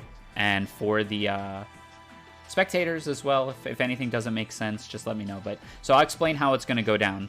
We have first, second, and third established. Fourth is a toss-up between two players. On stream, we are going to play second versus third as the first playoff match. So in the playoff matches, it would be first versus fourth and second versus third. So we're going to play second versus third because we know who they are. They're going to play while fourth place determines their tiebreaker off stream. Once that tiebreaker is determined, Dawn, who's in first, will play against fourth place. Then we're going to have the loser of those matches play for third. Winner of that gets third, loser of that gets fourth. And then the winner of those two will play for first. Winner of that gets first, loser of that gets second. I know it sounds like a lot, chat, but it will. It's one of the things that sounds complicated, but once you see it in practice, it's not that difficult. It's not that hard to see. Yep. Not necessarily as clean as possible, but I laid out the tiebreaker rules the best I thought it would be. And then they all just happen to have a score of 14. Because you get 1 point for game wins. So like their 1-2 losses. Right, the games where they lost, I think all of them are 4-1. And I think all of the ones they lost, they had 1 in. Or maybe all the ones they lost, they had 0 in. That actually might also be the case. Unsure. But I'll look at it at the end again, and we'll have a resolution if this doesn't work out. But this feels pretty good, so we'll see. So we are going to have 14 versus Piko.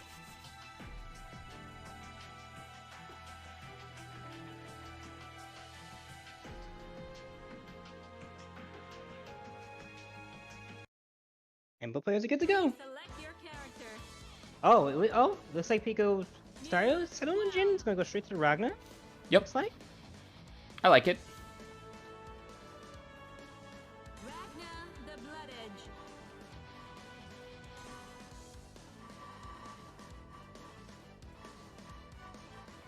Come on, base song. Okay, well. Sword of Doom's okay. But it's still Conciliation. I don't care what anyone says, Conciliation is one of the best songs in the game. I wholeheartedly agree. I said that most because I know some people in stream chat will say otherwise. Said person is a heretic. But back to enough of my rambling. Where's the card? We're here to see games. Round 1 fight. Wheel of Fate is turning. Rebel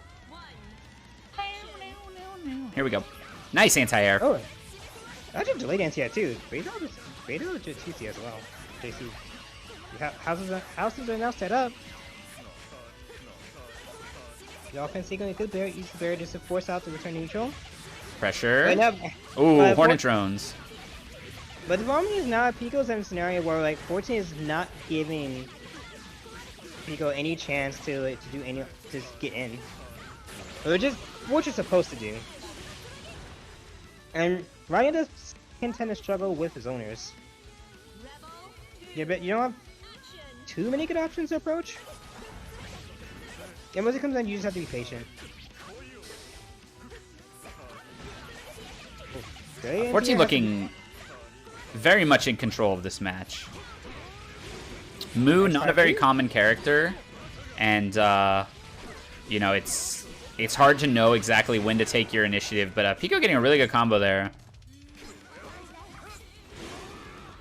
Also had the 2D. Also in the counter pressure. Ooh, EA successful. Kept trying to stagger. Just catch Steve 4 times plus anything other than EA. Okay, that was cheap. Very cheap. That is a classic Mixie. Again, similarly, like, you know, if you haven't played against Moo a lot, I almost said number 14. If you haven't played against Moo a lot, it's definitely something that you maybe aren't expecting after that EA. DP gets whiff, and then 14 is able to get the dash up 2C, and it takes game 1. Yes. 14 is definitely a person you don't really want to try to DP haphazardly, because more often than not, she will be watching out for it. We have seen this entire bracket. 14's been really good at just keeping the right amount of spacing, and it's the way to make you just like trip on your own mistakes.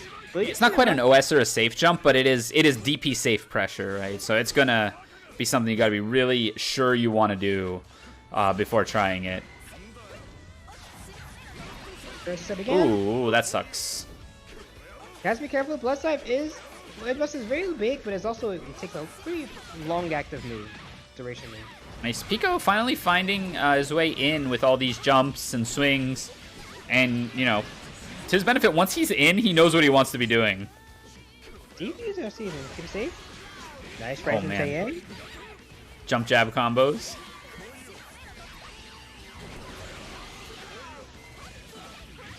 Ooh. FTV. Gonna build it, but I don't know if it's enough. No, you don't kill, but you do have so many turns. Oh my goodness. Wait, she wants it. She's gonna try. This is close because this super does way more in OD. Oh my! Wait, what? Hey yo. Someone. Alrighty, chat room. I need you to tell me one thing here. I was not ready for that to kill, and 14 with the confidence, knowing, you know, I can go into OD here. This is going to do plenty of damage. This does 50% of Ragna's HP. That actually might be a factor, because Ragna is just a low HP character. Yeah. And you know what? If you go for it and it doesn't kill, you still have good Oki, right? Like, you still have an opportunity. I like the decision to go for it. And 14 probably just sitting there like, yeah, I knew it would. I knew it would. What the hell is this damage? There's also a counter hit 5B start in OD, and so there's Yo. But Piko, no slouch in combos either. But this is looking like it actually might kill. Gonna build OD back again. Okay, I thought we were gonna see it again. I think a 5A would have been a bit weirder. Next hit will do it though. Yep. Turrets. Okay, Inferno Divider. Oh, nice back dash, wasn't get the punch. Oh, misses. That's it. There you have it. Wow, and the Rubbins with the laser at the end. 14 is going to take it, advance to the winners match. So we'll be playing for at least second. against the winner of Dawn and whoever tie breaks for 4th place. Or win for that. There we go. All right, so let me see if we have that match ready as well. It looks like Matt took it over Mystic. So it will be Matt versus Dawn on the other side of the top cut. This is not first to 3. This is all single elimination. This is first to 2. It's first to 2. Yep. Oh, first to 2. Oh. Yep. It's all first to 2. You know, maybe I should read. Maybe I should read stuff. Not be the Yu-Gi-Oh player. I truly am a Yu-Gi-Oh player. I simply just can't read. Let's see. Dawn versus itzmattqsg. Hold on.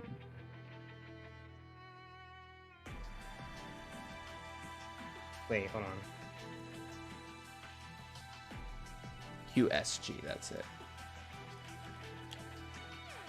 Save. Let's see, what did he says that the playoffs are first to 3 here? Oh! No. Wait, that's my bad. No, yeah, they're first. Oh. I didn't change the room. Okay, I'll make a new room.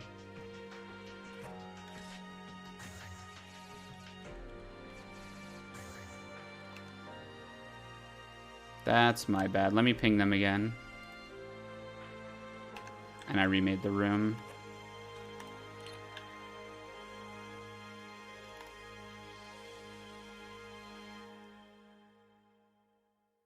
Let's see. Callouts at 14 at piko.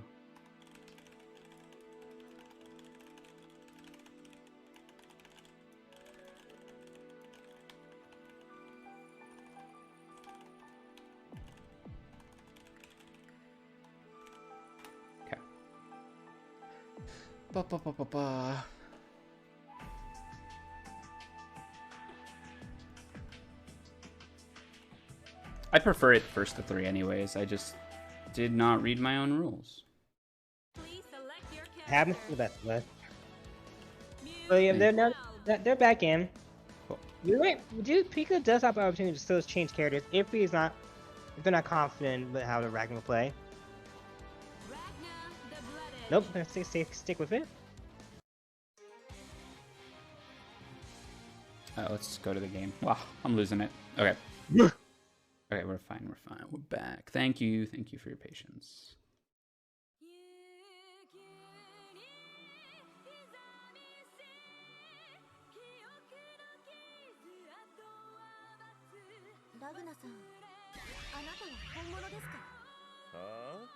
The wheel of fate is turning. Rebel 1. Action.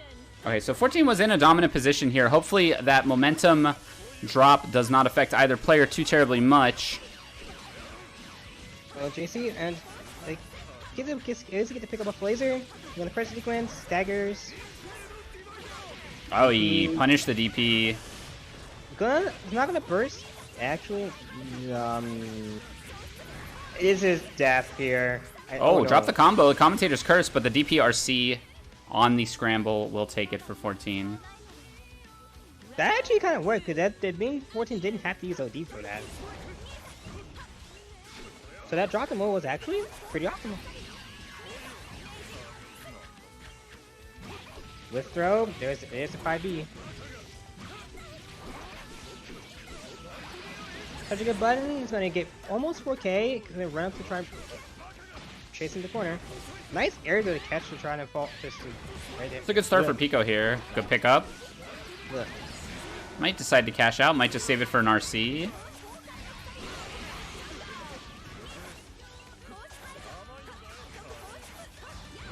This has played pretty careful. Carnage Scissors whiffing. OD on the table, super on the table. This could be close, actually. Oh, not quite. The starter wasn't really there. Oh, Azrael over Azrael. Oh, wow. At the same time as Burst, so that actually Piko was able to just force 14 off. Yeah, wasn't quite locked out of the burst. Carnage is going to punish there. Very good awareness from Piko, and still in it. Wait, is it 2? Is it 2 right now? Yes. Oh, I'm blind. Classic start from 14 here. Gonna get the corner. Gonna get a couple drones set up. Uh-oh, drop combo. Drop combo allows Piko to just take out. Oh, that was pretty good. That was pretty good. Cross up. Okay. I mean, Piko's getting the hits, definitely. No Rolls tag, out of the corner for 14, though, looking for... Laser's gonna fire soon. Oh, there it is. Cross up. Corner pickup. Gonna just take Oki. Turrets are still up. Counter assault is gonna give Piko one more chance. Drop combo will give another. There's so many turrets on the table. 14 cannot press the button. Oh, not 14, but Piko has to be careful. ODs. This is actually staying away during the OD. I kind of like it. Oh, the turret! Oh, the tragedy. Every Team Fortress player's nightmare. You're working on your opponent, and the turret interrupts it. That is going to be 3-0 for 14. You can see right there. That 5A would have that 2A confirmed pickup would have actually been able to equalize the health bars. For sure. If not kill, right? Like. Oh no, JC started. Carnage Scissors was on the table, but like, yeah, I don't know, it was close. But the laser taking it for number 14, 3-0, to move on to the winner's final match, the match for first. And Piko will move on for the lower final, the match for third. Now we're gonna have Don versus Matt.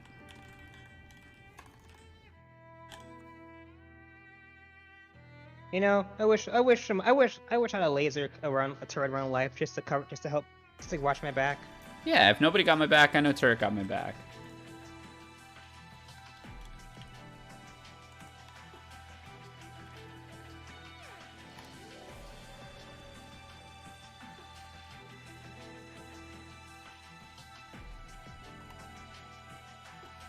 All right, so this is the other half of the playoff bracket, the top 4 cut playoff bracket.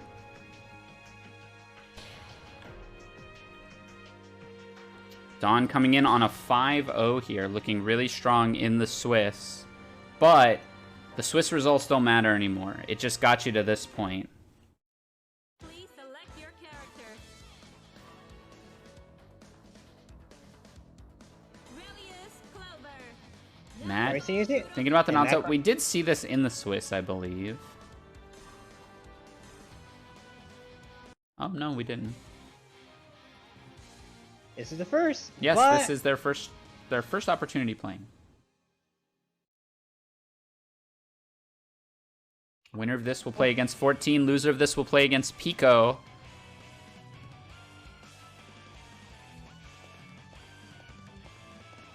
You're just walking out there. You don't care. It's called style. If you have it, flaunt it. It's called style, pal. Look it up. Oh, nice overhead. That's one thing Don's really good at with these melty style IAD. Yep, those really low air dashes while you're locked down with the doll, just like that, timed perfectly. Cross up, that was cheap. Looking for the burst, maybe just a drop combo. Wow, good spacing. Nice 5B pickup actually. Isn't it gonna get doll back as well? Doll's now back. Just catches Matt for button press. Wow, working on a perfect here. This is tough. And then just didn't do anything. Doesn't want anything to scuff up with the combo there. Stops his attacks as Relius lets Ignis finish the job. Really clean round 1 from Don. Gets the grab and the scramble, looking super clean. Don's not giving Matt any chance to do like one of Matt's off. Oh, nice should be. Nice. It is, but Don's doesn't matter. I'm gonna keep going. It's cheap. Goes for the anti-air, does get blocked. The IBs from Matt are pretty good, but just can't get any kind of offense started. Trying to dash block his way in. Unfortunately, this is not Uni. Don pops with D. Oh, he has to pick up. But now Ignis is back. Why not just jump back, Ignis? On taking game 1. Barely getting touched. Maybe just chip damage. I don't know. That was a perfect that last round. Yeah. We called it, well, effective perfectness. Right. But Don's been playing this pretty well, locking out Matt that entire first game. Yeah, just on his game for real. Rebel 1. Action. TRM on the landing. Not sure exactly what Matt was hitting there. Might have been trying to go for an OS. I mean, yeah, the throw, maybe barrier OS, because the throw came last time too, but if you do it too early, you're going to get TRM'd. Ah, that was cheap. Don just running a clinic here. Oh, they dropped them all, but... Looking just utterly oppressive. Finally, Matt getting something started with that DP. Might not come to fruition this round, though. Is this your best? Okay, no, that wasn't. That was your best time to try to get something started. No, you can disable, but Ignis is now back, so now Dodge's not gonna call it. You can see Matt trying super hard and succeeding, I would say, in a lot of ways to stand at a spacing that's advantageous for him and puts him in a decent spot in most matchups. But Don is like one spacing step ahead of that and like ready with the counter poke, ready with the right spot to like move to. It really feels like Don might be one step ahead here in the neutral game.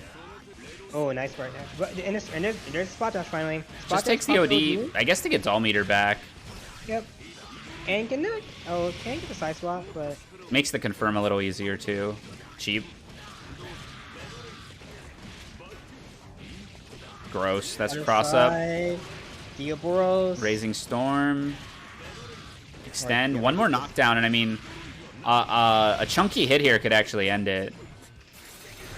Crush trigger, guard break. Uh-oh. Chance to get something started for Matt, but the backdash happening. Don was waiting for it. You saw Don in the middle of watching it was going for the barrier, knowing that Matt had a meter to counter so, and finally found a moment to just wait to get the bait off of it. I feel like this is something you see a lot too in high level, like when the players are at a high level, particularly in like kind of the really high tier of play. They almost have this like, I don't know, hockey style effect where it's like, your movement isn't as clean as it normally is against another opponent because you know how good your opponent is. And I see that a little bit in Matt's like confirms. They're not quite there in the confidence versus Don, and the better Don does in this match, the more that starts to mount. And that is a hard feeling to shake. It's kind of like the yips. It's a hard feeling to shake. But getting something started here. Matt not entirely phased. Here we go. This combo will help. Thank you for the raid, by the way, Vice. Good to see you. Hope you're having a good day.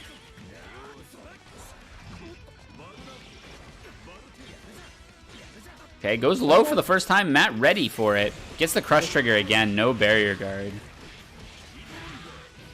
I think Don catching Matt not fully aware. Blocks the other side.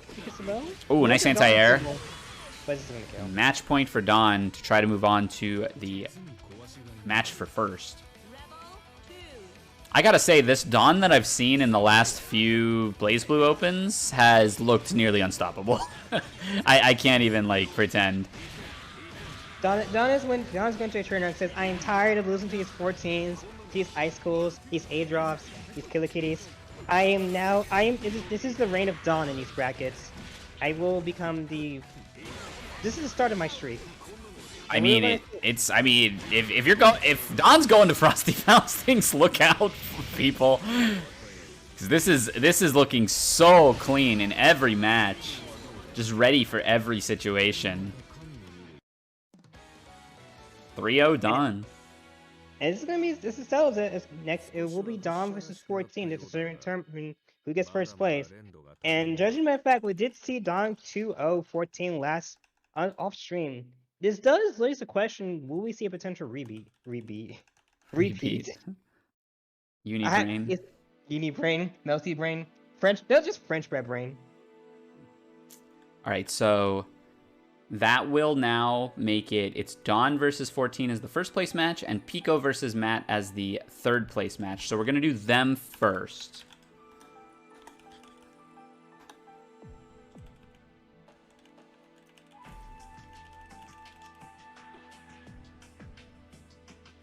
Because we'll save the first place match for last. Oh no, come back, Matt.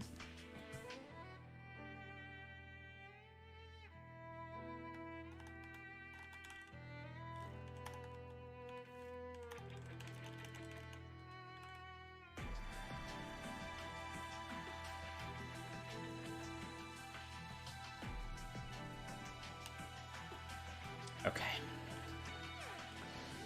Been a good bracket so far. Lots of good matches. I'm glad to be seeing BlazBlue on Imperius Club channel again.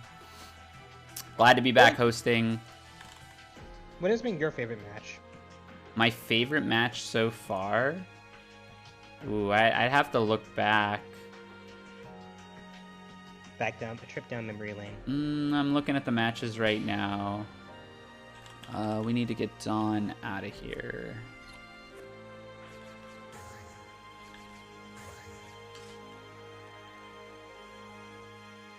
I might say for me, it would have to be, I guess my favorite moment will be 14 versus Piko, just because of that kill. That kill was crazy, yeah. Yeah, I'm thinking. I really like seeing KeepItMystic's Jin run through. Mystic getting 5th overall. Doing pretty good. 5th in a 25-person, pretty stacked bracket. But watching Mystic's Jin and where it's come has been a lot of fun.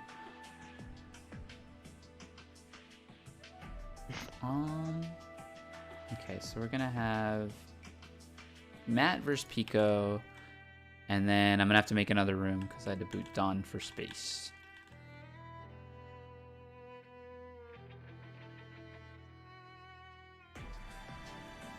Bum, bum, bum, bum, bum, bum, bum, bum.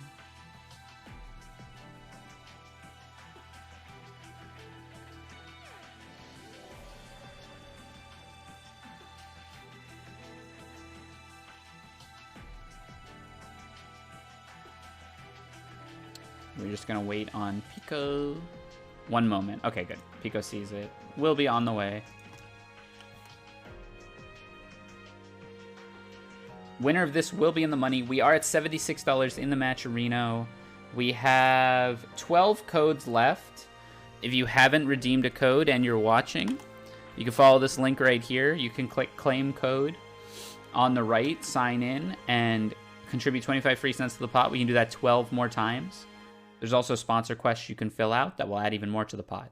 If we do get this pot to $150, we will pay out top 4. So that will pay the loser of this match some amount of money. And then, as stated, everything that does go to the match arena, the codes, the sponsor quests, the direct contributions, those all go to the players. Every cent of that goes to the players. So definitely, if you want to support these folks that have been playing for you today, do follow that link. Do claim those codes. It adds up. It really does add up. You can see we're at $76. So it really does add up. Thank you. I see someone use the code. I appreciate it.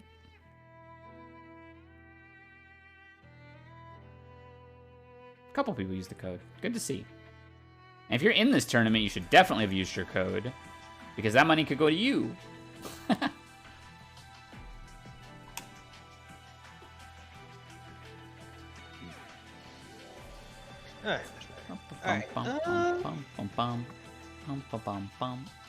We haven't seen Matt Piko yet. This is gonna be interesting. Yeah, it should be pretty good. It's gonna be Naoto, Ragna, probably. Pretty classic BlazBlue match. Definitely seen a lot of good movement on Matt's part, and I would say the same on Piko's part. I would say that both of them are moving quite well, and they know their offense. It's just when they get into some of the scramblier or gnarlier defense situations that I see some shakiness right now.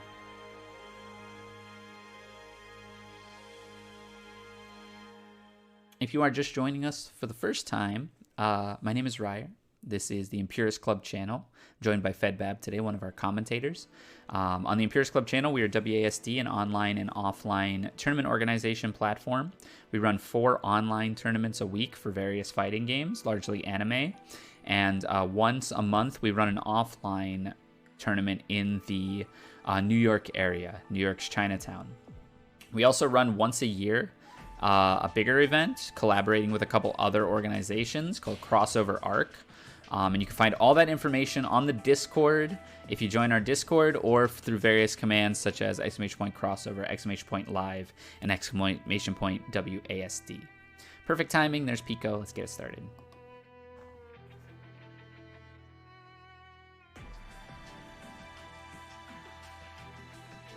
This is also a lore matchup because sometimes Chainsaw you're the only one who can stop yourself.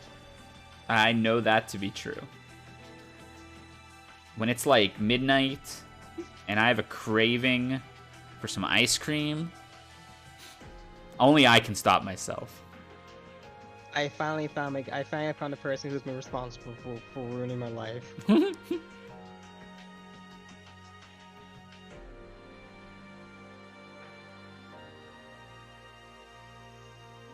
Alright, we will let them get it started. It is first to 3. So there's this match and one more. 2 more matches to round out the night, folks. Thanks for having us and for being patient with some of my scuff. Please select your character. Are they ready? And I'm just gonna see it. Yep. Lore matchup. Naoto Blood. won it. Ragna the Blood Edge. All right, so you guys can't skip out the intro. Yeah, you can. You can do whatever you want.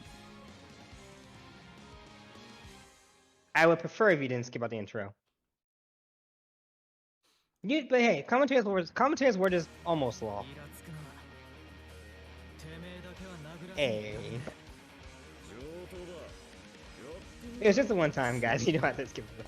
The rest of them you can skip. Wheel of Fate is turning. Rebel 1. But yes. Brother check-in intro complete. Matt versus Piko. Naoto versus Ragna. Piko gets first blood. Because you felt with the 5B into corner carry. Oh, Yeah, see, that's what I'm talking about with Piko's movement. Definitely knows where he wants to be at most points in the match. And Matt, similarly, I think his ground style movement is really impressive.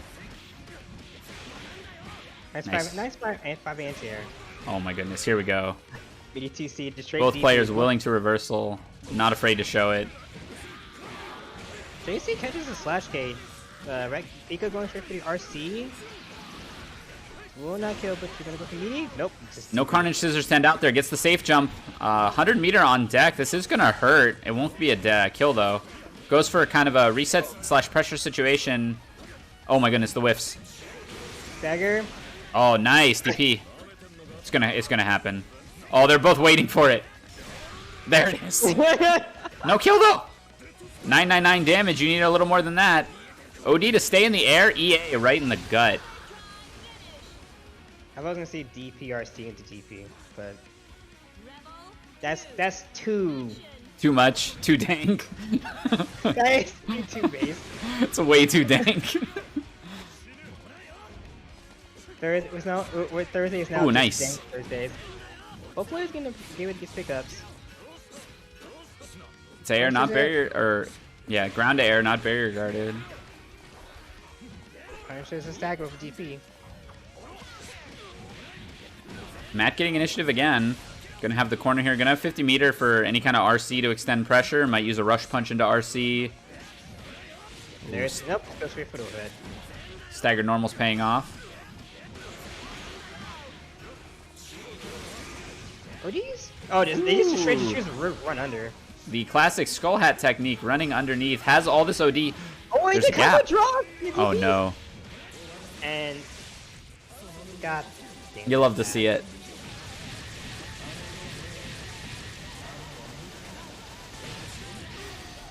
Sometimes the easiest confirm is right into Astral.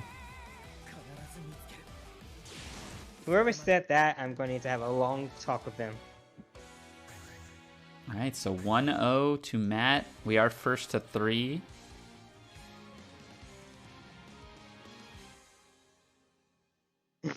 Koyo very emphatic in the chat. Oh, yeah, Loves it when- loves to see an Astral. Very Koyo- enthusiastic. Koyo thinking that Fed, you're not working hard enough for WADs. I need you to bleed Amazon's money into our pockets. We only need about 16 more of those to hit a top 4 payout. So hold on, we've got potentially We can't get 16 more Astros. 10 more matches. Yeah, we can get close though. I'll fill it in if we get 10 more. If we get like 9 out of 10 more Astrals on the potential games, that means we have to go to game 5 every time, and they all have to end in Astrals. But if we get that, I'll pay it up to 150. You confirm now. Big damage from Matt here, really finding his stride. And then we just make these staggers pay dividends. Now I see people maybe we get the same thing. Nope, there's a space CC or TD with space CC not. Whiff anti-air. Couple whiffs. One gets punished, but does not get the kill for it. Oh my goodness, fatal counter baiting the throw. How much health can Piko get back? Enough to survive a DP. Attacks the throw. Oh, nice. Hey. I'm gonna burst it. Good anti-air. Matt. Rebel 2. Action. That on Astral bracket. No. Ooh. No confirm. Run up grab. PhD and strike throw. PhD and strike throw. It meets doctorate and run up, wake up DP. Yeah, I got a doctorate in mash. Nice pickup. Gonna get the knockdown here. Gonna keep it meaty. Random just forces the 60 to whip. Counter. People will strip the counter assault. Death spike pressure. Another dead spike. A. What's the option? Nope, just walks back to try and just sniff out people with DP, but Pico just chose to go straight for Oh no, Pico drops. Half meter?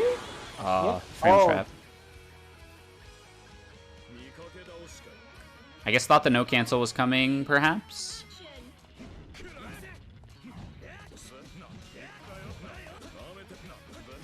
Awareness. Good defense. Finally finds the DP. Plus side? Ooh, that is like not entirely plus. And then Pico Matt. Other Ragna to get the DP.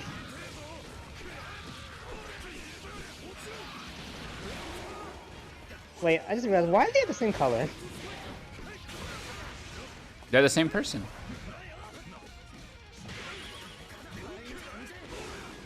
You're not Ooh.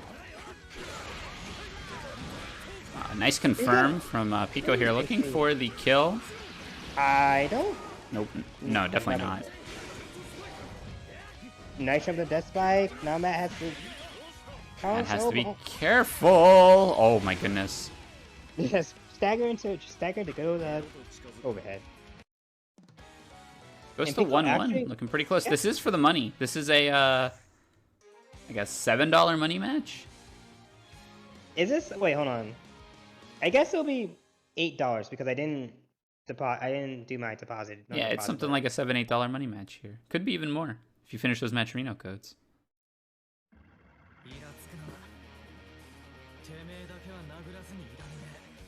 The wheel of fate is turning. Rebel 1. Action. Oh, wow. Chunkin'. The curse of Komoni lobbies. It looks like we're back to normal here. Yeah. Oh, Nope. Never mind. that does happen. And it looks like, was that me? I think we both just got kicked.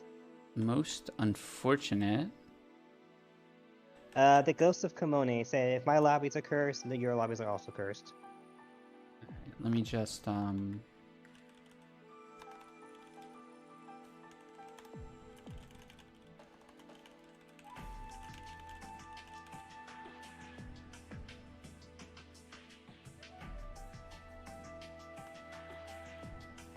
We'll see if they get the message. I said go back to lobby after this one. I do want them to play that one out, so...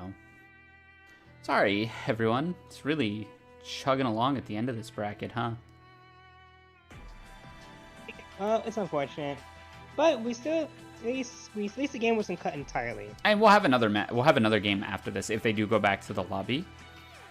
Because it is currently 1-1. So whoever wins this one, it will be 2-1.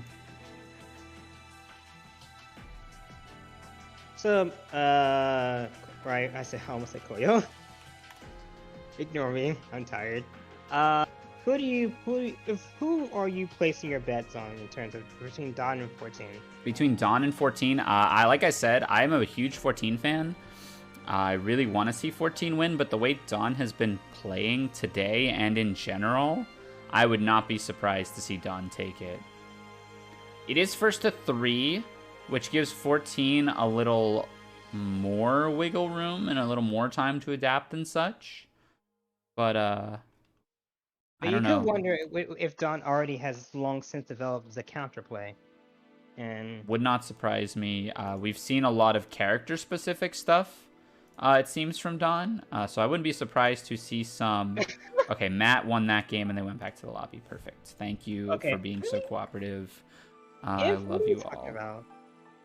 I just read stream chat and said I'll have to double my donation if we get 10 Astrals. Hey. Hold on now. I have gotchas. I have banners to pull on. I can't waste all my money on WADs. Please select your character. But you can waste some of it. Maybe.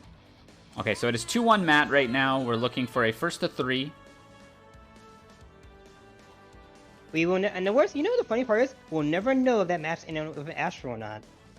No. So we have to assume he did, right?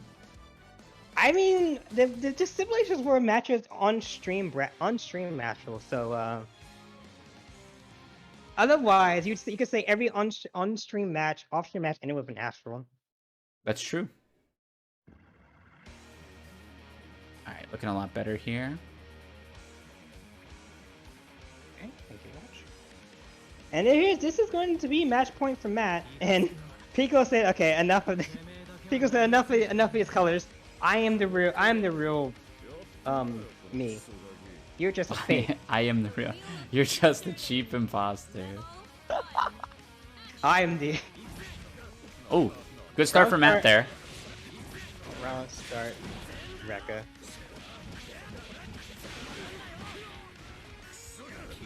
Chases out of the corner. Temporary, but Piko's able to get to roll out of the corners because wow. Actually, Juggling Piko all over the place. Gets the retack. Wow, just straight pressure from Matt there. Looking clean in that round. Excellent use of staggers. And also has some really good stagger pressure, as we've seen. Gets the anti-air. Piko jumping. Piko, as I mentioned, Piko's air movement's really good, but that does mean he is jumping quite a bit. And it looks like Matt may have locked onto that, but it might not matter this round as Piko has the corner and classic Ragna initiative. We know Matt will DP. Oh, wait. Whoa! Wait! Man? What's happening? He actually don't burst. Just hold into this. Into 6C. Good. Well, that's 66D. And they traded somehow. Naoto can still do this. Some cheap sweat. Never mind. Never mind.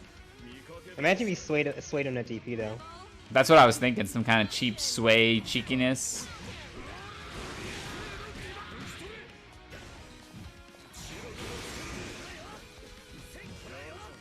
See what happened. EA whiffs and no punish.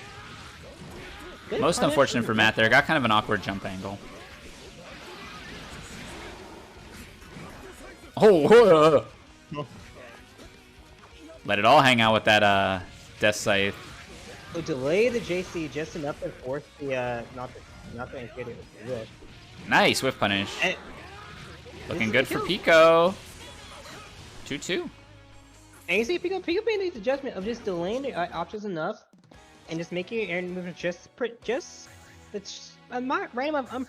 unpredictableness to force unpredictability. Yes. Yeah. With Naoto anti-airs. Chat, if you want a character, if you're tired of these Ragnars jumping at you, don't play Naoto, play us. You get 2 anti-airs. You get some pretty good anti-airs.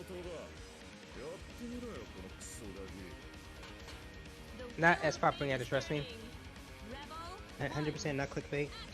But this is gonna be match point for both players. Match point for both players. Matt starting as he did last game. And Piko just being a little more patient. Jumping a little less, running in with a little more 5B. Jumping away a little bit more and kind of seeing what Matt is trying to do. Well, Matt's been getting, this 5B has been playing a lot of dividends for Piko. We're getting a lot of good punishes off of Matt trying to delay Rekkas. If you can't delay him forever, just back away, just knowing that Matt likes to TP. Nice patience there from Piko as well. And Piko might have found the rhythm. It's looking like Piko may have found the rhythm necessary to catch all the approaches Matt is trying to do. Being right in the right position to whiff punish, or right in the right position to have an option at the ready. That's a good TP. Not over yet, but looking pretty rough this round for one Matt. Trying to Ooh, that's a start. You better use your nastiest Oki option here. It's gonna be just meaty sway. Aye! Wait, this hurts like hell. Yeah, Piko bursting, saying I'm not losing this round. Oh Well, wait, think again, Buster. and Death. Oh, Matt running unfortunate. that all the way back from a pixel. Rebel 2. Action. Now Matt is on match point. Ducks Really? under the Gauntlet Hades and gets the meaty too. This is looking really good for Matt. That's actually very important for Matt show. That is something you have if you're ever playing against a Ragna.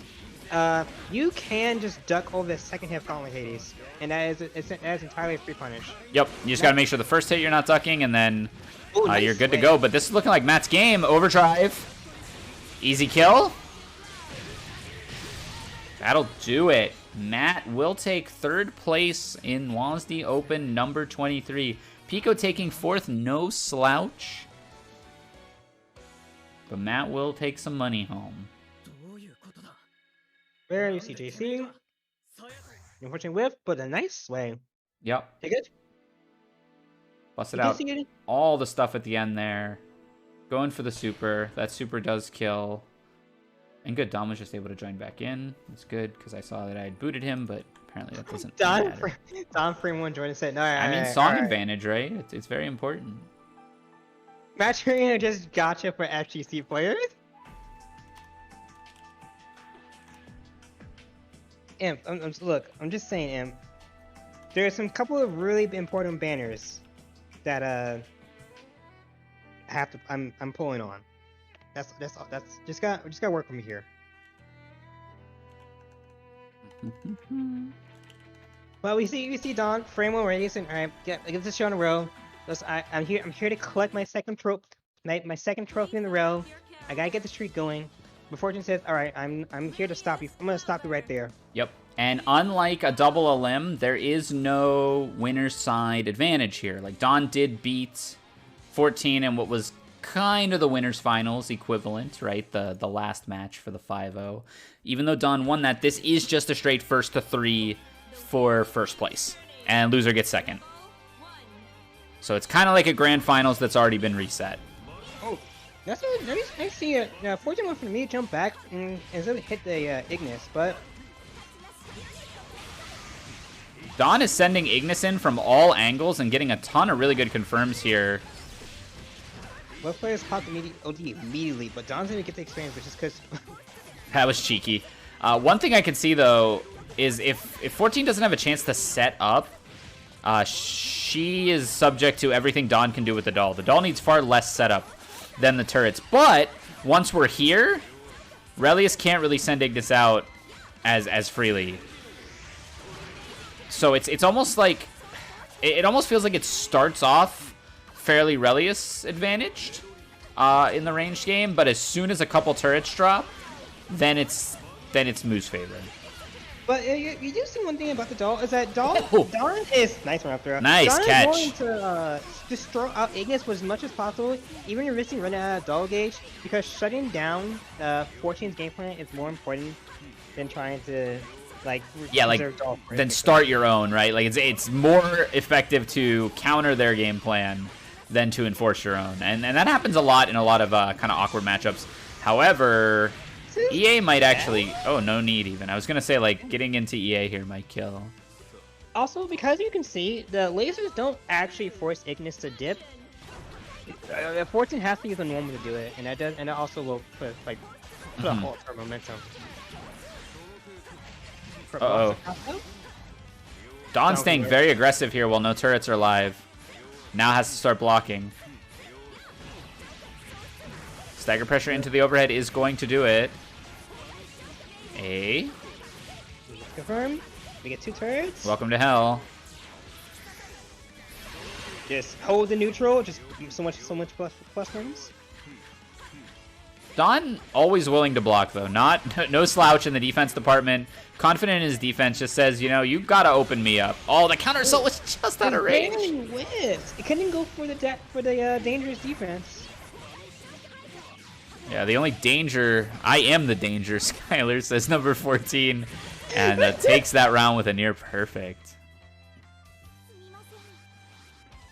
Rebel 3, action. First now set up. Has to be careful. Nice call out. Dawn choosing burst immediately. Know just how important this round is. Something we've seen from 14 in another match earlier in this bracket is she used the Hornet drones rather than the lasers as a means to kind of stay airborne longer. And if Dawn is demonstrating that he's going to be using like Ignis Wheel and a lot more forward-moving Ignis moves, 14 may elect to stay in the air. That might be the way that she actually takes this. Chu catches that errant twirl.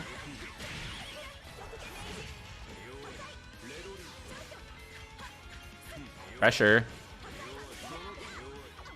Oh no! Wow, just whiffed right in Dawn's face. Dawn playing a little too passively. They're not ready to mash out.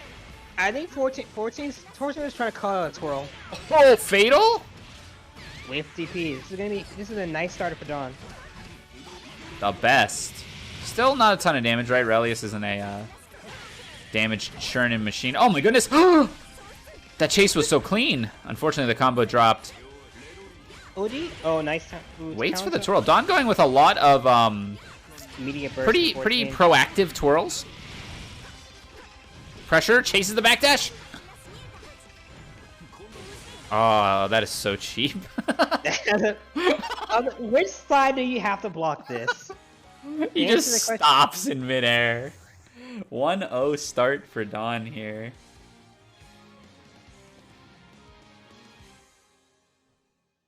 Close, very close though. It's gonna be very curious to see if Dawn was able to capitalize on 14 on mistiming these throw callouts, a twirl. We haven't seen them before, but oh, there's another twirl. There it is. 14 finding her footing here.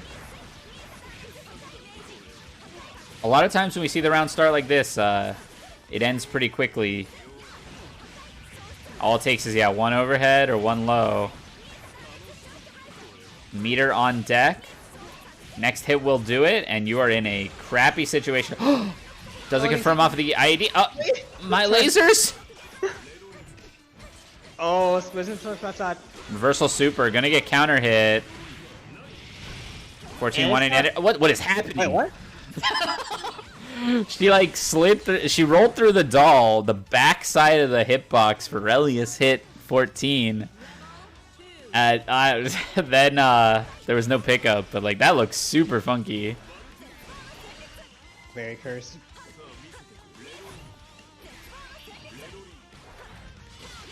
That was almost out. That was practically. Oh, that was back. Good. That was actually a really good burst point. Okay. Oi. Nice DP from 14, getting out of that situation. If the first 5C lifts, simply just do another 5C. Big corner damage. Bitcoin damage with turrets, and good point. First counter out. Oh my goodness gracious. That was, I didn't think that was gonna hit from right there. I mean, the play is just looking so clean here. Accidental overhead from Don there, just probably trying to input something different and getting an errant button. And 14 is going to take game 2 in this first to 3 for first place. Difference between first place and second place is about $20, so this is like a $20 money match. $20 so far. $20, $25, yeah. But luckily, I'm safe. My wallet is safe here at least. Why is that? You think Dawn and 14 are the type of people who are gonna risk their saving the meter for Astros? No, but they'll do it if they have the they'll do it if it's the right play. You know, they're not gonna do it to rob you. They'll just do it if it's the right play. But I don't know if I've ever seen. I might seen one Astral between the two of them. I think 14 Astraled once in our brackets. Mixies. Empty jump into lows. We do those. Oh, the codes? Yeah. Oh, 10 more Astrals. I'm sorry. Yeah, I misunderstood. It's impossible. That is actually impossible. Wow, just 5B to say stop. Snapping Ignis back. Not a lot of doll meter on the table. Dawn still deciding to take the aggressive approach here, and now with full doll meter, this is a knockdown that could lead the game. Reversal DP will prevent that. Dawn can count out. Oh, troll again. Has called out successfully for the most part by 14. Oh no! What? That falling button reached all the way behind. No tech. Dead. No, oh, not dead, not dead. No tech. Wait. Okay, I saw that overhead hit, and I'm like, can more come from this? It was just for the knockdown. No, you can say, well, this is now 14's best chance to get started. If I start, wait, that's a good pickup. This could hurt a lot. You have to, and OD's on the table. Wait, this might actually. We might have seen that situation again, but the air grab chase is actually going to do it there instead. 14 able to take the round without using OD. That's actually very important. Yeah, that's huge. Both players are going to have OD on the table at some point during this round. And now they both actually do have it. So we've seen it. Both of them can just roll the opponent with the right hit. And this is the start for 14. In fact, this hit into a clean hit with meter. Yeah, burst. I agree with the burst there. You were so close to dead. And you were in a crappy situation if you let that combo resolve. Likewise, 14 deciding to burst for the same reason. Twirls right through the 5C. Oh my goodness gracious, these drop combos. Both players are giving their all right now. The players are attacking so well. Defense is playing very well. Pressure, backdash. Full screen. Wow. The hands actually stopped the Hornet drones. Very good awareness from Don. JTD. Oh, I can't. Whenever I see that, I cry. Recalls Ignis. Ignis is still off the table for a little bit. Has just enough doll meter to end this combo. Oh, you're going. Wait. Oh, honey, you're going the wrong way. Has to be careful. RC's it. Oh, no meter though. This is gonna be close. But no doll meter for Don as well. What Don? Now it's back. One turret. This is so close. One hit'll do it. Oh no! No. The 6A not close enough to reach after the low. Gets the OD. And then just standard pressure sequence. 2A, 2A, 2B is going to connect. 14 is going to go up 2-1 against Dawn. What a set. This is so close. Yes, it is, honestly. It's just gone down to, like, round 3 for 3 matches so far.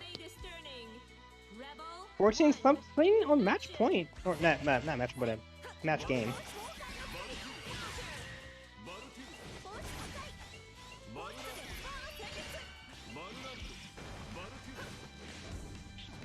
Snap. Snap. Gonna recharge the doll, but there is no doll on the table. But I think if you're Dawn, you might take this because you do have a doll now. But you're stuck in the corner. Stuck in the corner, looking like 14's game to win there. Pressure to burst first. Ooh, try to punish the twirl, but Ignis said no, not on my watch. Nice pickup. Oh wow, that was so active. You do one of those jumping normals, and your activity minutes on your Apple Watch, you're done for the day. That's so active. Looking like Don's round here. It's not kill, but no, but this is pressure. Don't you dare roll out of it. What's wait, what? She kept going for it too. It was gonna be a Evo moment 37. I guess that's one way to deal with it, but unfortunately the input just got dropped. It was like the show, but your input got dropped. I didn't know 14. I didn't know like a 14K was able to do that. Yeah, that looks so sick. I think it's because the DP is just that fast. Yeah, and it'll clash, so you can just act again, right? And it's a vuln. You could probably do it with other characters too. It just look more scuffed. I think it depends on how good your DP is. Of course. Counter assault blocked. And now 14, match point. Tournament point for 14. Taking first after losing in the Swiss to Dawn. May bring it back in this first to 3.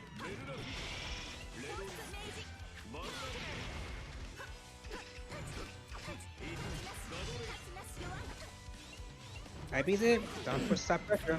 Oh, the whip's 6 deep. Getting good pressure here. Dawn struggling to keep up.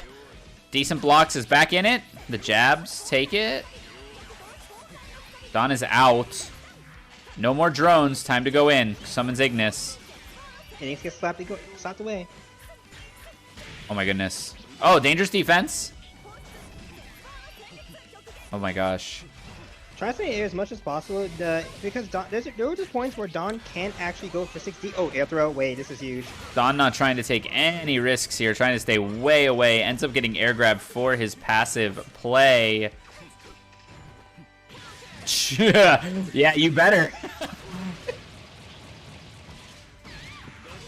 All right. A little bit of Ignis meter. Now it's built back. Pressure time. Expecting 14 to try to jump out, goes for that aerial slash. 14 staying strong in the corner. 14 sub Ignis, no all meter table. This is very huge. Rolls through the 5C. Oh my goodness, that was so bold. Counter hit clash. Gets a small little hit there.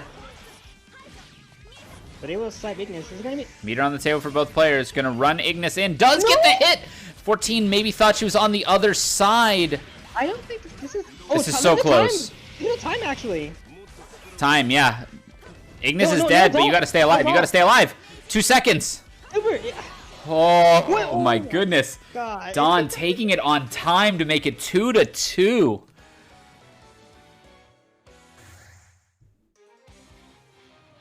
I mean, it doesn't get closer than this, folks. If you haven't contributed to the match arena, if you haven't put in your codes, please do so. These players are putting on a show.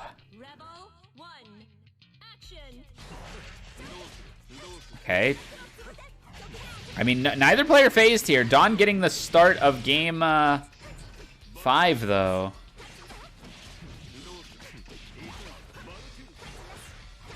If you guys are just winning the first time, well, this is the first place final match for our Watts Opens. I'm Fed, commentator Brian. We have Don and 14. They both these games are putting us very much a really good show. I mean, yeah, I'm floored at the level of play that we see every week in these brackets. Okay, 14 finally escaping the corner, has a decent amount of resource here, kept OD and burst through all of that. Don has it as well, might not want to give it up here. Oh my goodness, that situation, I think it might come up again. It's happened a few times. Don lands right in 5C range and decides to twirl. If 14 waits at that range, that could be lethal for Don. We'll see what ends up happening. This is going to be Don's round, though. Unless... Wait! Trolls throw the overhead and is able to get the 2A. Wow. With Don on match point, but it's kind of huge. Now, 14 doesn't have burst. So 14 has to play this as well as possible. Another twirl.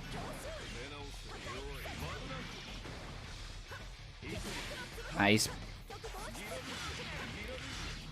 Go for 2-2-C. Chases that backdash all the way to the corner. Corner pressure. 14 mashing out, deciding it's now or never. Nice anti-air, but doesn't get the pickup, unfortunate. There's a turret now, setting out the horror drones. There's the swirl again at that same range. Dawn keeping a lot more management of Ignis. A lot fewer, like, just kind of wild tosses of her moves, and instead just kind of trying to position her with the moves. It's because you're seeing 14 going for a lot of these 5Cs, and the force to dodge is really Yeah, you're just wasting Ignis bar at that point. But look at the health bar now. Just Dawn just playing this very zoner heavy first playstyle, and just playing as much. Nice pickup. Chase to the corner. Ignis gets summoned. Counter assault. You cannot die from this. But OD is very important. OD activated. Dawn has it too. Laser hits. Doesn't kill. Trying to spot as much I as possible. suspect laser super coming soon. 14 with 100 meter on the table. Oh, and there it is. Oh my god! Wait. Dawn taking it at the very end, clipping with the Ignis move. Not a climactic finish by any means, but that match was incredible. Definitely down to the wire. Hey, let's see this over here. Goes for turret. Let's able to bury black in time. And then just sends Ignis here, and it happens to... Oh yeah, calls out on a turret summon. Happens to cross paths with the falling number 14. So Dawn will be your first place finisher. Number 14 will take second based on the results of that match. And that'll do it.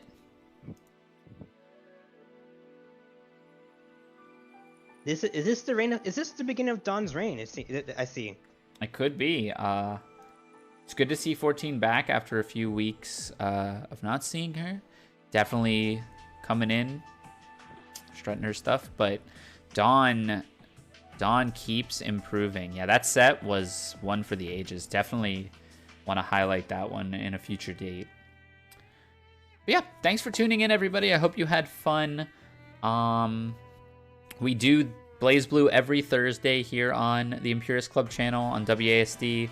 Next week is going to be a traditional double elimination bracket, and then we're going to alternate this Swiss style with the double elimination. I like how this played out today. I just want to double check how the scoring went and how the results went. Just make sure it makes sense to me as well. But yeah, thank you to the players. Thank you, Fed, for commentating with me. Is there anything you want to promote or shout out to the folks watching today? Nothing to shout out for tonight, folks, but play BlazBlue. Absolutely.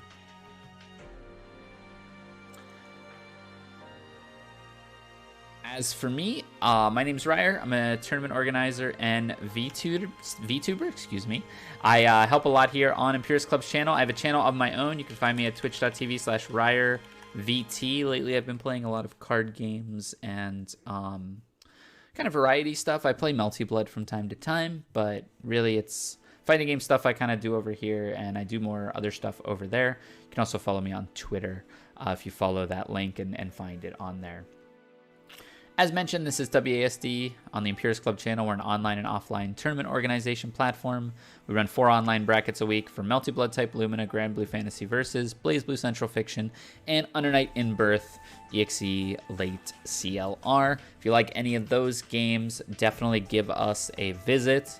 We also run an offline in New York where we run the same games, as well as Guilty Gear Strive and the occasional off game like Xrd or like a DNF duel or something like that. So definitely check us out. Thanks for watching. I hope you all had fun. We will see you here next week. In the meantime, be good to one another. And let me just see if anyone's streaming BlazBlue right now. We can send it over there. If not, I will just call it a night.